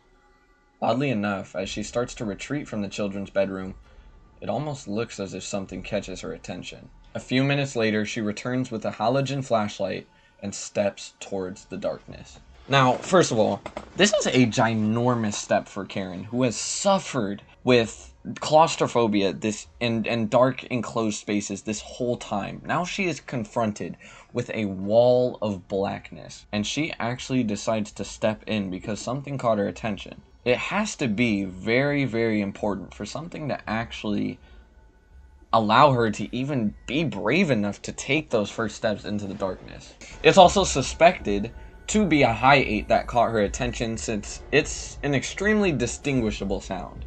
She stands on the edge of darkness, calling Navidson's name before stepping in it. When she steps in it, the walls pop back up, but without the children's drawing on it.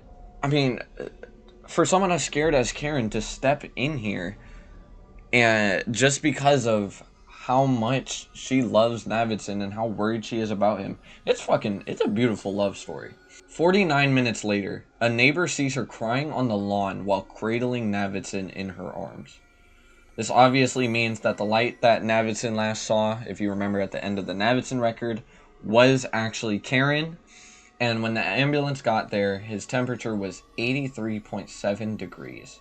And most people did not think he'd live. But he did. And he paid a price for it. He lost his right hand, the top of one of his ears, and had skin on his face removed due to frostbite. His hip needed to be replaced, as well as he would need to be on a crutch for life. In a future interview, Karen recalls stepping into the darkness and immediately being paralyzed in fear, but kept moving forward until Navidson was at her feet. She cradled him in the darkness, and then before she knew it, the house, quote-unquote, dissolved, and she was on the front lawn. Now look, bro. You have done the impossible. If you go back to the house, Navidson, I'm going to whoop your ass myself. I'm going to. Chapter 23 is the last chapter in this book. This takes place in October, over a year later. Navidson and Karen get married in Vermont. They're happy now. Chad and Daisy even seem to be doing better with it, as Chad picked up a hobby of building Legos with aspirations of being an architect, and Daisy loves collecting dolls. Unfortunately, Karen is very exhausted due to chemotherapy for her newly discovered breast cancer, but the procedures have been considered successful, and Navidson is always there looking out for her. The last shot is of an empty road and a street light, flickering on and off until it flickers off and doesn't come on again. The film ends with darkness. And that's the end of Johnny and Navidson's stories, as well as the book in general, but we still aren't done. In the back of the book, there are multiple appendices that include multiple things. Some include Zampano's notes he wrote not tied to the Navidson record, pics of his original works, a note to the editor, poems, etc.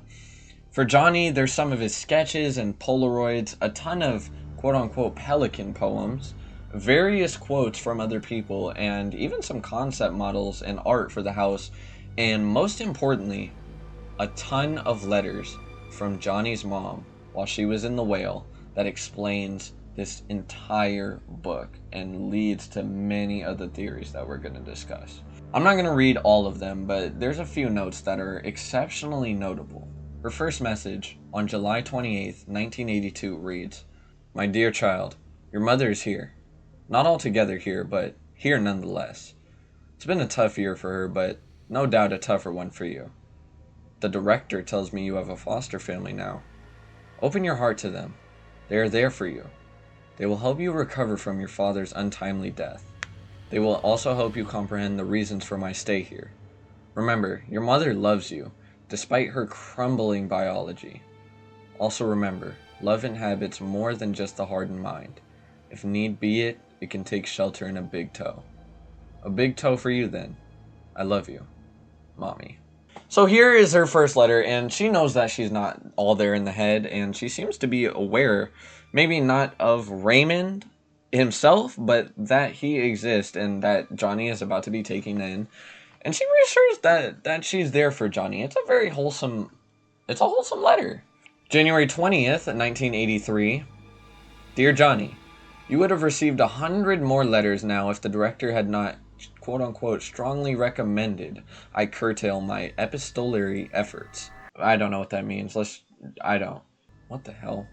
Apparently your Noville Mere objected to the intrusive and divisive nature of my communiques. Well, hard as this is for me to say, she's probably right.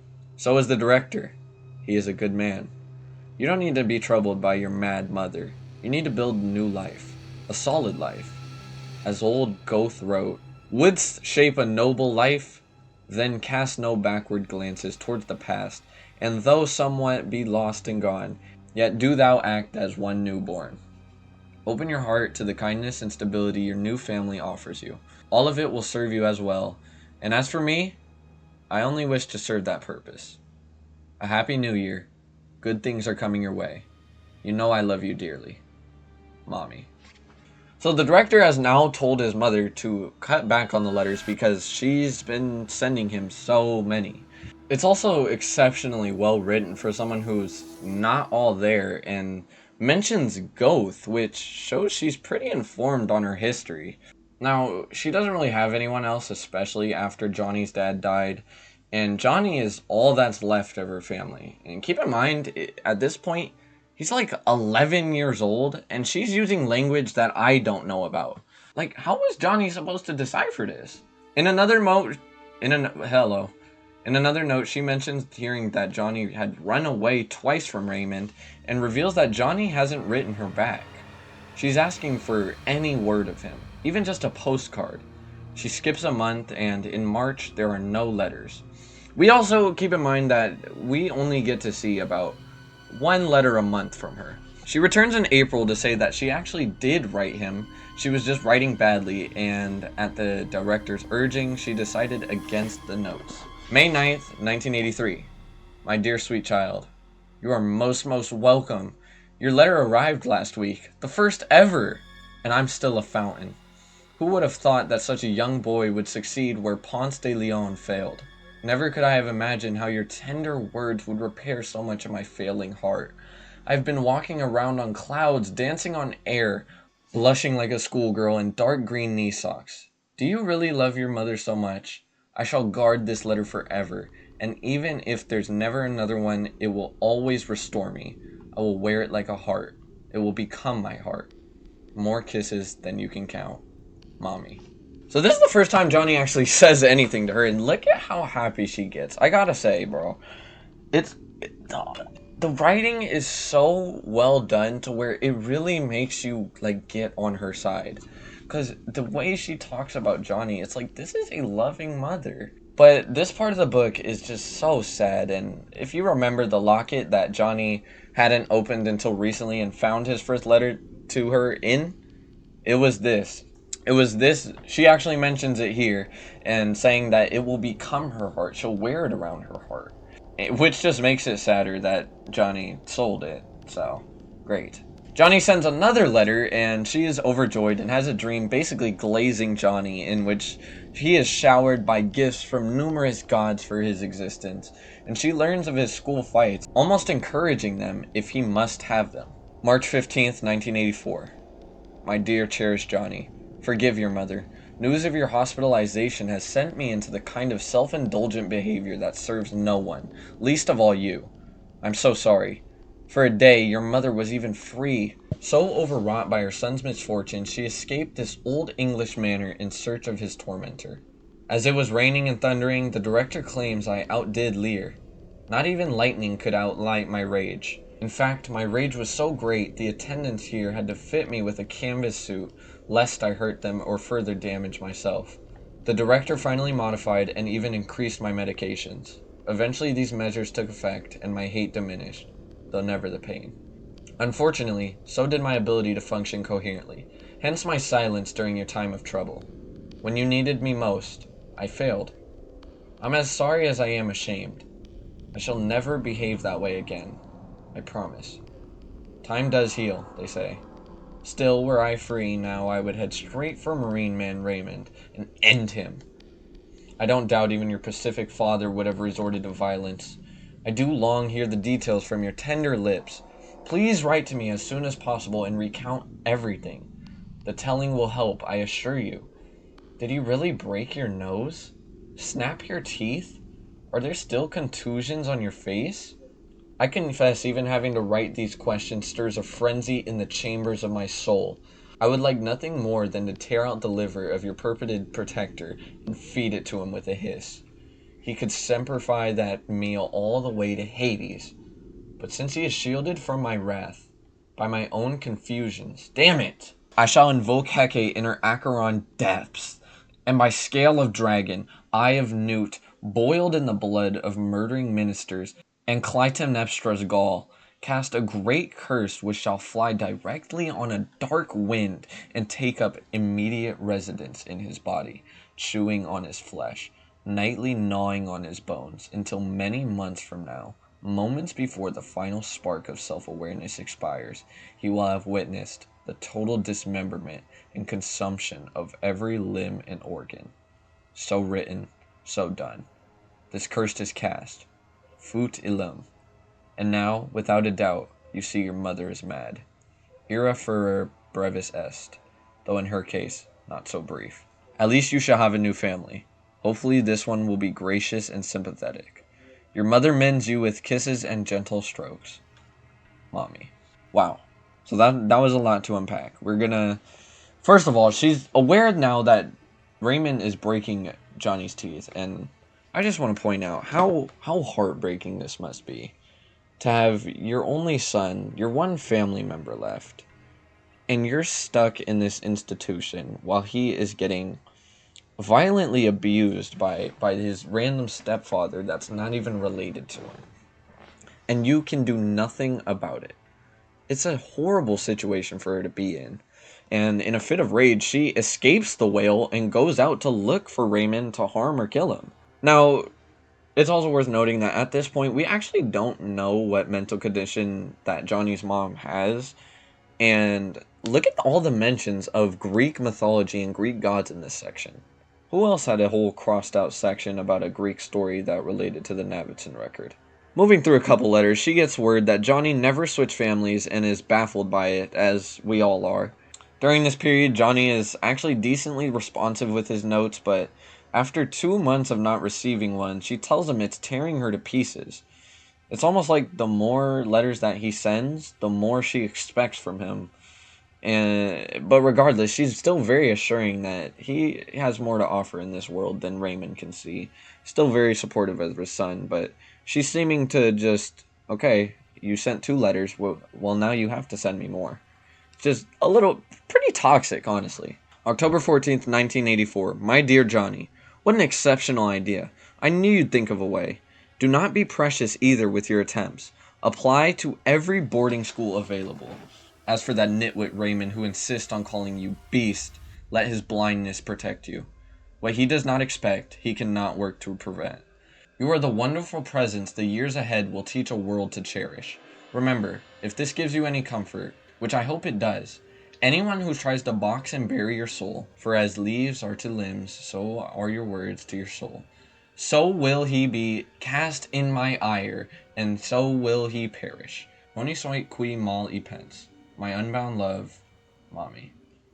And then 5 months go by without a letter until we get this on March 7th, 1985. Dear sweet Johnny, I'm still alive. Unfortunately, the dead of winter was not kind to your mother, as she reverted to the state that brought her here in the first place.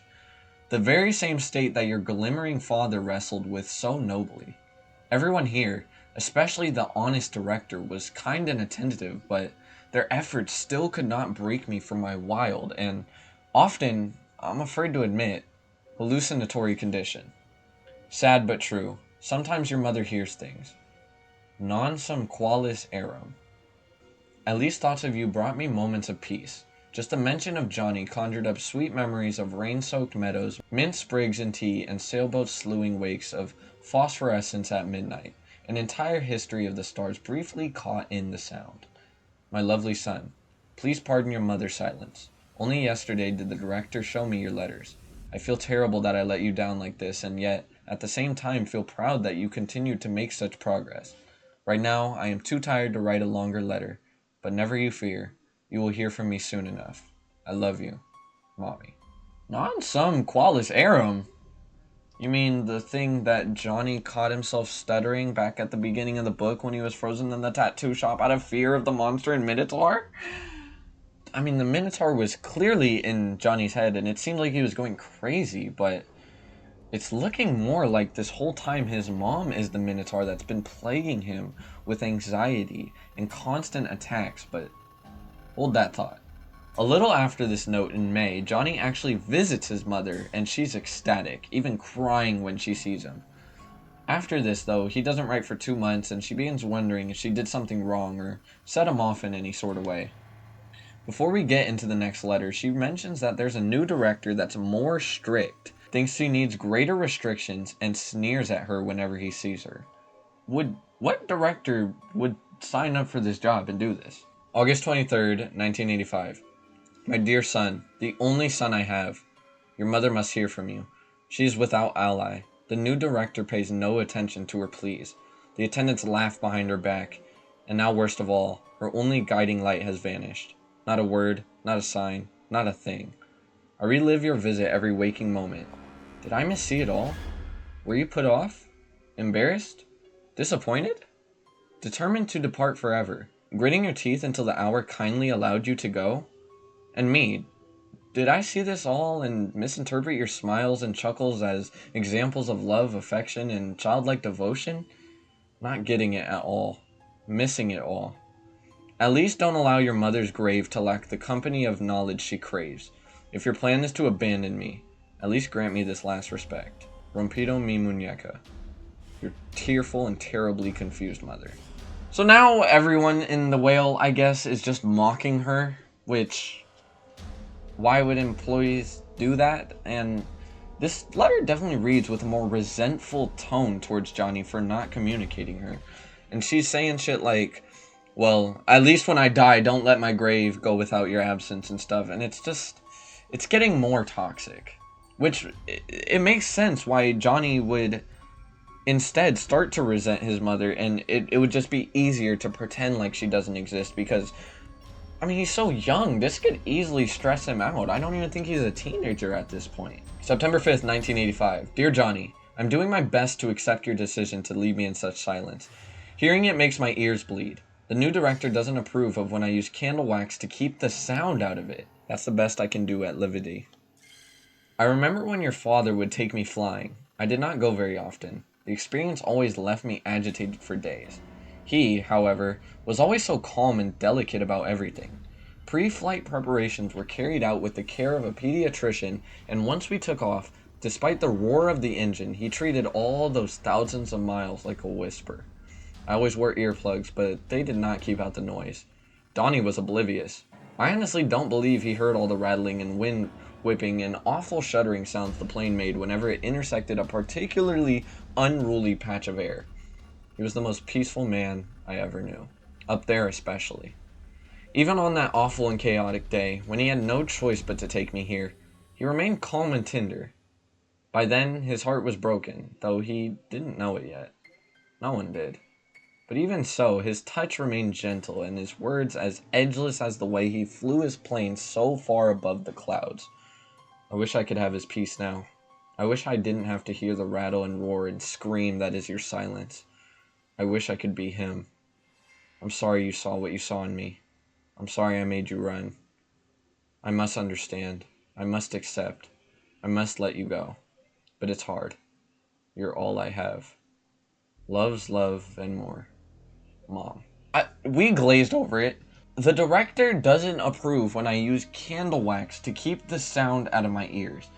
She's taking burning candle wax and pouring it in her ears to keep the sound out. And then this section about her husband, it's so sad, man. And then just the manipulation in saying lines like, I wish I was him, and I wish I didn't have to deal with your silence. It's so hard. She makes it so hard and so easy to sympathize with her both all at once. But it's like, Jesus, what a brutal read, bro. Her next letter shows that Johnny responded. Her next letter then shows that Johnny actually did respond, and she feels stupid because this whole time he was just busy. At the end, she also mentions that she thinks the new director insists on reading her mail, and they need to find a different way to communicate. September 19th, 1985. Dear Johnny, this is somewhat urgent. I've got an attendant to mail this. He will take it beyond the Whalestone grounds and thus help us avoid the new director's prying eyes. As I indicated in my last letter, I've grown increasingly suspicious about the staff here, especially where my personal care is concerned. I need to feel we can correspond without interference. For now, all you need to do is place in your next letter a check mark in the lower right-hand corner. This way, I'll know you received this letter. Don't make this check mark too big or too small, or else the new director will know something's afoot. He's an exceedingly sly man and will be able to grasp any effort to exclude him, so just make it a simple check mark. Our little code. So effortless and yet so rich in communication. Don't tarry. Respond to your mother in a hurry. I need to know if this attendant is trustworthy. In general, they are a sordid lot. They're supposed to make my bed every day. A week has passed since they last touched these scrappy blue things they have the audacity to refer to as linen. With love and heartfelt thanks, Mom. Few things. What working attendant would actually agree to this? Okay, so this is either not true, or it is true and she's in the most abusive place ever and somehow found an ally, or she has been so rowdy with the new director that they have basically set up this plan to send him in and just say that he's willing to send the letter without the director reading it, just to trick her to calm her down. Now, remember, Johnny said the best letters are the ones made for one person and one person only, made with a secret code that only one person would decipher. Jump back to page 97, the start of chapter 8, a normal page written by Zampano. In the corner, much like Delisle was written, we see a check mark. But this section is written by Zampano. How would Zampano know about Johnny's mom's code that only Johnny knows? Zampano died before Johnny even found the Navidson record and before they never even crossed paths. How would he know about his mom's secret code? There is no Zampano. There is no Zampano.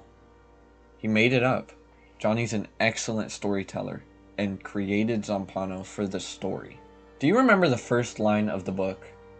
This is not for you. It's been for his mother this entire time. The book is for his mother. It's not for us to read. Well, hold on. We got even crazier shit that's down the line. Continuing on, she confirms she has a way to send Johnny letters without going through the new director, and has some plan on how she can get better so she can leave the whale. She's suspicious of everyone, and a week later, the director goes over the medication she needs to take, and that it's not up to her to decide. Turns out she was skipping some of her meds during this time, and the new director even brought up to her why she feels the need to go through attendance to send mail, and tells her that her mail might even be burdening Johnny, which she scoffs at. Burdening? Me? Burdening? Yeah, right. You think sending my preteen son a letter telling him I wish I was his dead father is burning him, and the fact that I've been pouring candle wax in his ears and talking about Greek mythology that he's never heard of? You think I'm burdening him? Stop. Now, once again, only getting about a letter a month in this section, but she keeps talking like she's just sending constant letters. If they're advising her to stop, and it's consuming her mind, well, that allows the readers to assume that she probably attempts to send multiple letters per day. So why are we only seeing one a month? October 10th, 1985. Dear, dear, dear Johnny, where have you gone? No word from you is a heaviness all too able to break me. Attendants and doctors all swear nothing has arrived from you. The new director says the same. I fear now that they are keeping your letters from me. They plan to pry loose my knowledge by torturing me, something they can easily accomplish by depriving me of my only son. I must be strong. Right. Distraught and wrecked, Mom. 2 days later. Dear and cherished Johnny, see how incensed your mother is? I confronted the new director yesterday and demanded that he hand over your letters. Once again, he insisted you had not written anything. I would hear none of it and caused quite a scene. A mother separated from her cub can be quite an angry thing. Still, even though they put me in detention, they did not hand over your words. It looks like you will have to come here. Never forget my love for you exceeds my combined anguish and woe. So Johnny's just not writing her, but she can't even fathom this. She's just like, there's no way he's not writing. They have to be hiding it. And she starts causing a scene, one so bad that she gets put in detention. And imagine how much pressure you would feel at 12 years old when your mom is losing her mind and crashing out, and you, like, that is so much to put on a child. I mean, he's getting word that his mom is self-harming, she's going insane, getting put in detention, her heart's breaking over and over, just because you haven't written in a timely manner. A timely manner that gets shorter and shorter with each time you visit her, with her just expecting more and more from you. Johnny writes her back in November, and she, in a moment of clarity, thinks it was stupid that the staff was keeping him from her. She still doesn't trust the new director. Then we're missing a few letters, and it cuts to April, where she's been sending him constant letters, but he hasn't written her back. She's back to her deranged ways, thinking that the new director is destroying the letters she's sending, and that he was hired solely to make sure she would die in the whale. She thinks they're controlling her with the meds, and this time fully stops taking them, but still pretending to, so they're not suspicious. May 31st, 1986. Dear, dear flesh of mine, spirit of mine, my Johnny. Alaska again. 2 words and an exclamation point. Is that all you can spare your mother? I need you. Need. There, I've failed. My resolve to independ from you has collapsed. I need. You spend 2 words, a punctuation point, and not even a visit? Lagrima. Don't you miss her? This huddled puddle of mother. The shape that gave you shape, fed you, warmed you, waned over you? Good God. I've never been afraid like this. An even more frightening exclamation when the exclamant is an atheist. Love hopelessly, Mom. So, completely obsessive now. The doctors begin putting the medicine in her food because she just decided to stop taking it. And Johnny literally sends her a message saying, hey, I visited you in April. The thing is, she doesn't remember a single bit of it. She thinks that the whale must have hired an actor and surgically changed her face, went through months of rehearsal, and sent the actor out with Johnny just to keep him away from her more. She forgives Johnny for making this mistake. Huh? What? They cloned her now? A bit later in September, she sends a letter stating, please respond to everything I sent you in August. I still have not heard back. Now that you have the whole story, I deserve some comment. You will make your mother think you don't love her anymore. Devoted beyond death, Mom. This is just abusive. I mean, like, At what point did we cross the line where she's just guilt tripping him into hell, bruh? Not to mention that she don't even remember their visit. The hell?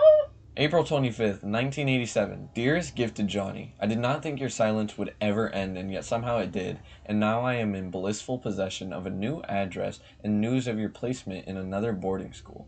Perhaps you will have time soon to return to your mother, whom, by abandoning, you have left unprotected from the deviltry committed too many times by too many miscreants, too faceless to remember. There is no escape for me now. I know the new director knows this. In turn, he knows I know he knows. These pages are my only flight. At least they escape. My years steepen, my secrets crack and crumble. Not even my only family, my only boy comes to see me. When they murder me, how will you feel? P. So this time she doesn't even sign off with mom. She's still thinking that, like, she's surrounded by demons. As far as I'm concerned, bro, she's talking about this bitch like she in Auschwitz. It cannot be this bad. Once again, section that we've seen, about Johnny distancing himself from his mother, it makes more and more sense as you read. Like, who would want to stick by this and just get guilt tripped constantly if you're not writing within like 20 seconds? Just be the same type of women, bro. You don't respond in 10 minutes, they block you. What? Motherfucker can't eat cereal no more? April 27th, 1987. 2 days later. Dear Johnny, pay attention. The next letter I will encode as follows. Use the first letter of each word to build subsequent words and phrases.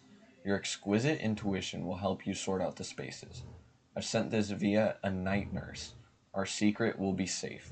Tenderly, Mom. First letter of every word? You remember when we used this code, right? The Naviton record and the guys at the bar talking about who will love Johnny's ironies? It's the same code.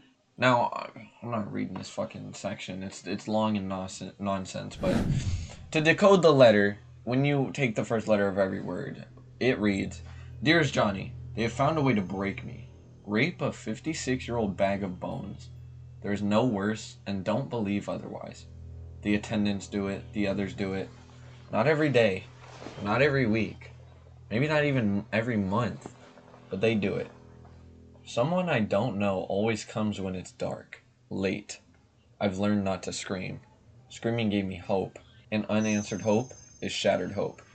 Think of your Haitian. It is far saner to choose rape than shattered hope.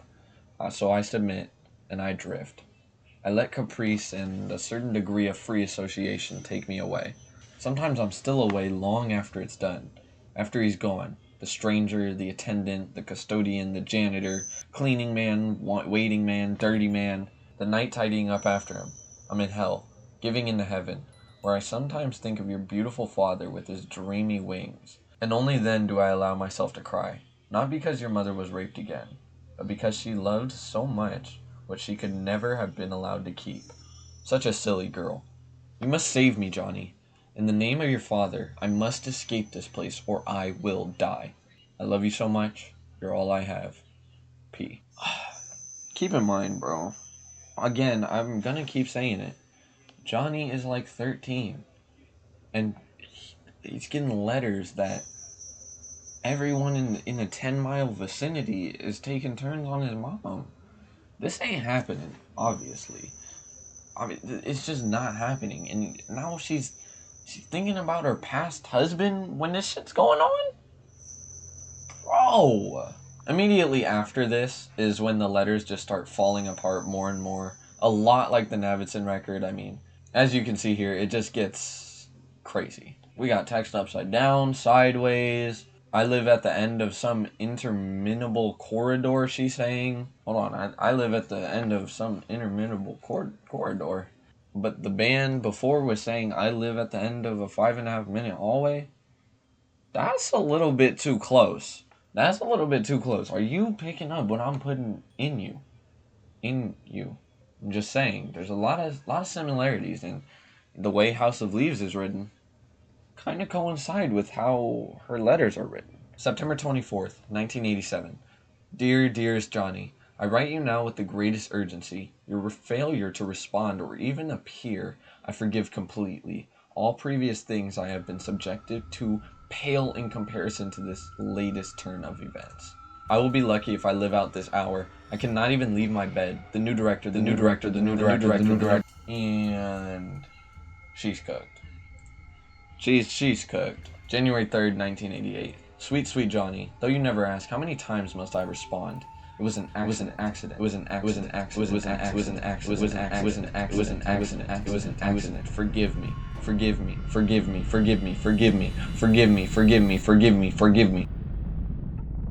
Now, this can either be about the oil she spilled on her arms or the choking Johnny, which Johnny remembers didn't happen, but he's not that reliable. Honestly, the truth is a little bit crooked. It's seeming more. I tend to lean towards the theory that he actually did get choked, because why would his dad start protecting him from oil? And then we actually get a letter, the following letter, on March 19th, 1988.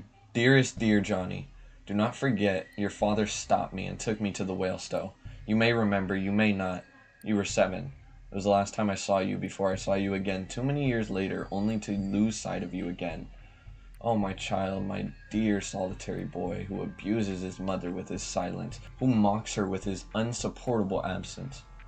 How can you ever understand the awful weight of living, so ridiculously riddled with so many lies of tranquility and bliss, at best half covering, but never actually easing the crushing weight of it all, merely guaranteeing a lifetime of the same, year after year after year after year after year after year, and all for what?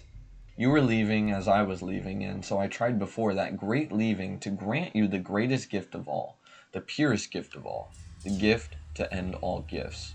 I kissed your cheeks and your head, and after a while put my hands around your throat. How red your face got then, even as your tiny and oh so delicate hands stayed clamped around my wrist. But you did not struggle the way I anticipated. You probably understood what I was doing for you. You were probably grateful. Yes, you were grateful. Even though your eyes became glassy and wandered away, your grip loosened, and you wet yourself. You did more than wet yourself. I'll never know how close you came to that fabled edge because your father suddenly arrived and roared an intervention, a battering blast of complete nonsense, but a word just the same and full of love too.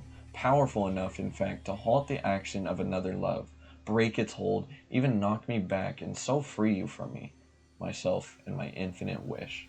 You were a mess, but aside from a few evil coughs and dirty little pants and some half-moon cuts on the back of your neck, you recovered quickly enough.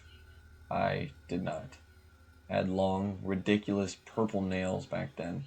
The first thing they did when I got here was tie me down and cut them off.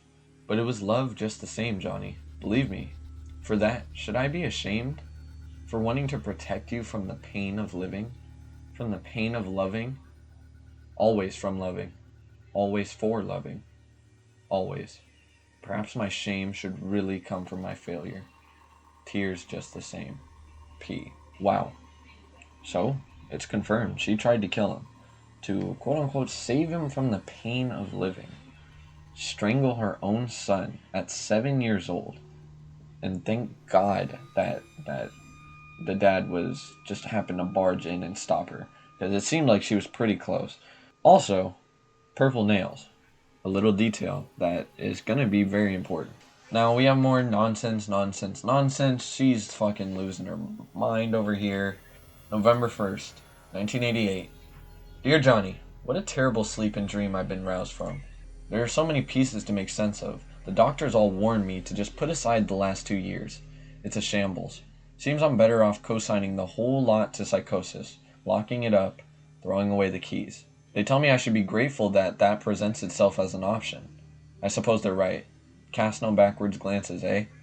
The doctors also informed me that you visited several times, but apparently I was completely unresponsive.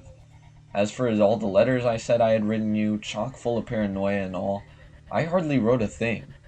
5 reams of paper and postage were nothing more than figments of my imagination.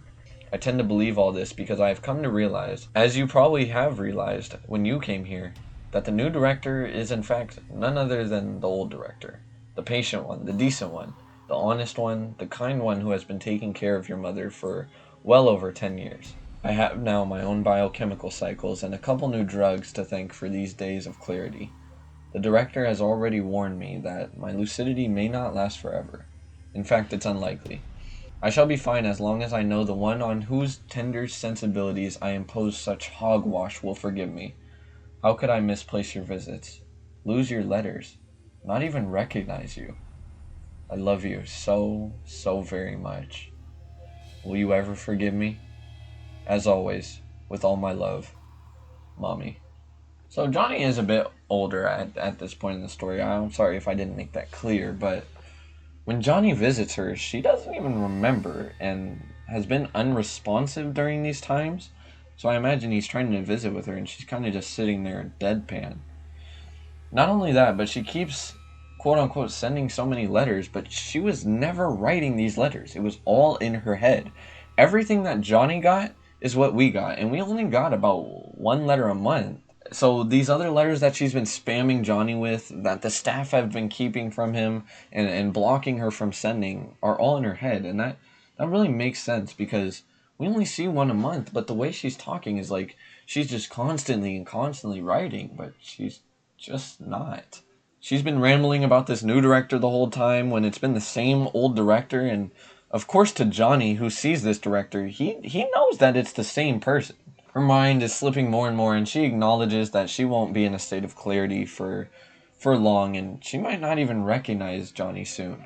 She thinks about what she must have put her husband through and understands why Johnny would want to keep his distance from her. She's accepted that there's some quote unquote faulty wiring in her head and accepts the director's evaluations, but wonders where these problems come from. Childhood? Did it develop over time? Johnny actually visits her later that month since she's more lucid and she cherishes the time they spent, once again crying in bliss and appreciating his visit. The letters then stop here and get interrupted by a letter to Johnny from the director.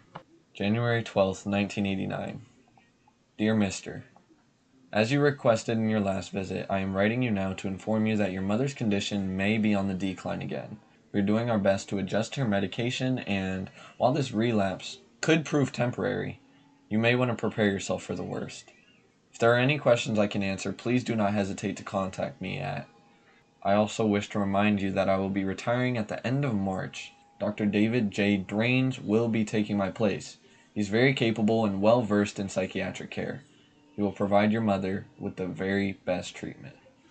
Sincerely yours, the director, the Three Attic Whalestow Institute. So we know that she's getting worse because immediately after this in her letters, she says that she's getting better and that the director allegedly told her that she may be able to leave soon. Now, she's just not in reality at this point. We know that this is not the case. But she even says she's been feeling physically healthier and normal again. She asked Johnny to purchase her a purple suitcase when she leaves, the same color as her nails when she was choking Johnny. He writes some letters back, but she asks him, hey, why haven't you mentioned my suitcase in any of them? As we know before, the new director just left, and she thinks that if she had a place to put her stuff, she would have been able to leave when he left. Keep in mind, she really doesn't have anything. I don't really know what she'd be wanting to take. All she really has is this locket. May 3rd, 1989. Dear John, with no luggage to speak of, amethyst, lilac, or otherwise, I've had nowhere to put my things, and so I've lost all of it. To be honest, I don't know where all of it went. Clearly the worker bees have stolen it. By the way, I was mistaken. The director didn't leave. He's still here. The new one is the same one after all. In other words, everything is fine, though the old director's moods have been a little odd lately. I think I've upset him somehow. There's something malicious in his manner now. Very slight, but noticeable just the same. A nasty, twisting wire woven into the fabric of an otherwise perfectly decent man. No matter. I cannot tire myself on the feelings of the world. I am leaving after all, though it is no easy task, especially for this old Sibyl of Cumae. Climbs of any kind are trying. Frankly, I'm exhausted by all the planning and all the paperwork. Donnie will pick me up soon. Very soon. But you, my dear child, you should stay a while. Do that for me. Me. This is her last message. She's suspicious of everyone again. She thinks they're stealing from her. She is now not even acknowledging that there is a new director when there actually is. Now she's saying, oh no, it's the same old director. And she even thinks that Donnie, her late husband, will pick her up soon. May 5th, 1989. Dear Mister, we regret to inform you that on May 4th, 1989, at approximately 8:45 p.m., your mother, Pelafina Heather Lievra, died in her room at the Three Attic Whalestow Institute.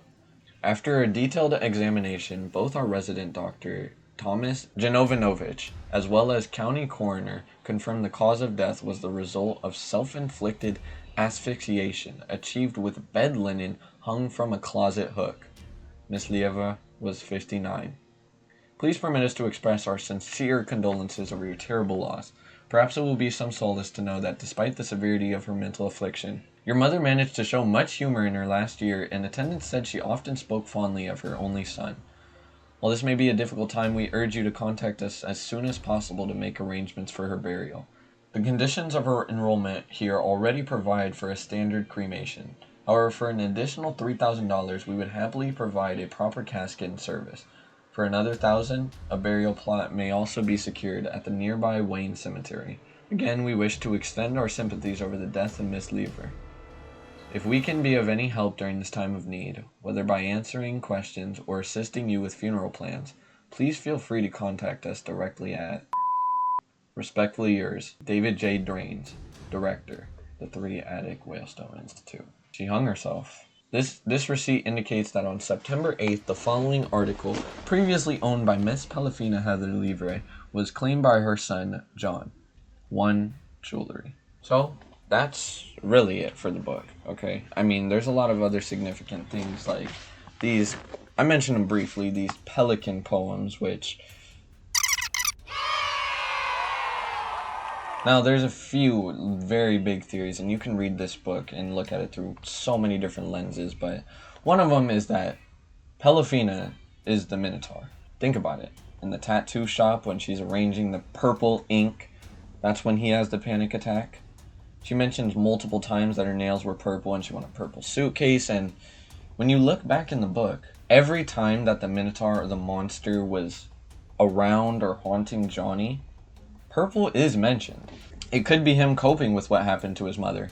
It could be that this is the trigger for him, and every time he sees it or thinks about it, he goes into this frenzy about it.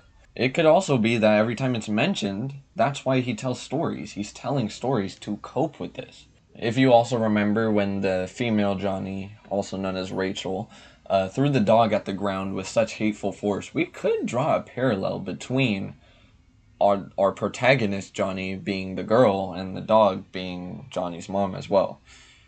I mean, maybe these stories all relate to Johnny's mom, and people just have to see the bigger significance of them.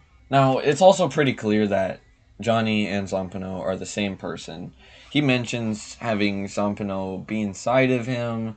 There's the footnote thing. There's the check mark at the bottom of the page that was written by Zampano. The parallels between Zampano mentioning ancient Greek things just like his mother did, and also Zampano's name. If you look into where Zampano's name came from, it came from an Italian movie called La Strada. In this, Zampano is a strong man in a circus act who takes a girl under his wing. They perform together, and Zampano eventually kills someone in front of her, leaving her traumatized. He abandons her because he can't take care of her, even though he loves her very much. Years and years later, he hears a song that she used to sing, only to see her singing on the beach, and he goes to rescue her. Eventually, she falls ill and dies, and he goes to the beach and cries. Johnny loves his mom, just as Zampano loved the girl, but he can't take care of her, and because of that, he distances himself from her. When returning to the beach and crying, this can be seen as Johnny returning to the whale and sleeping in her bed. Go back to the crossed out Minotaur story, though. Remember that the king loved his Minotaur son but had to distance himself and leave him to eventually die? Pelafina is the Minotaur. All of this would lead someone to believe that Johnny wrote this book for his mom. I mean, the first words of the book insinuate that. The check mark insinuates that, and it would seem that Johnny is crafting this to tell his mom a story. After all, Johnny did say the best letters have codes that only one person can decipher.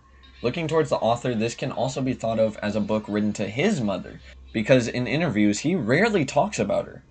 There's one time that I've heard him talk about his mother, and he said that she basically had a mental breakdown when his father left her and had to be institutionalized. Maybe Johnny is a reflection of the author, and the "this is not for you" means that it's for the author's mom, not Johnny's.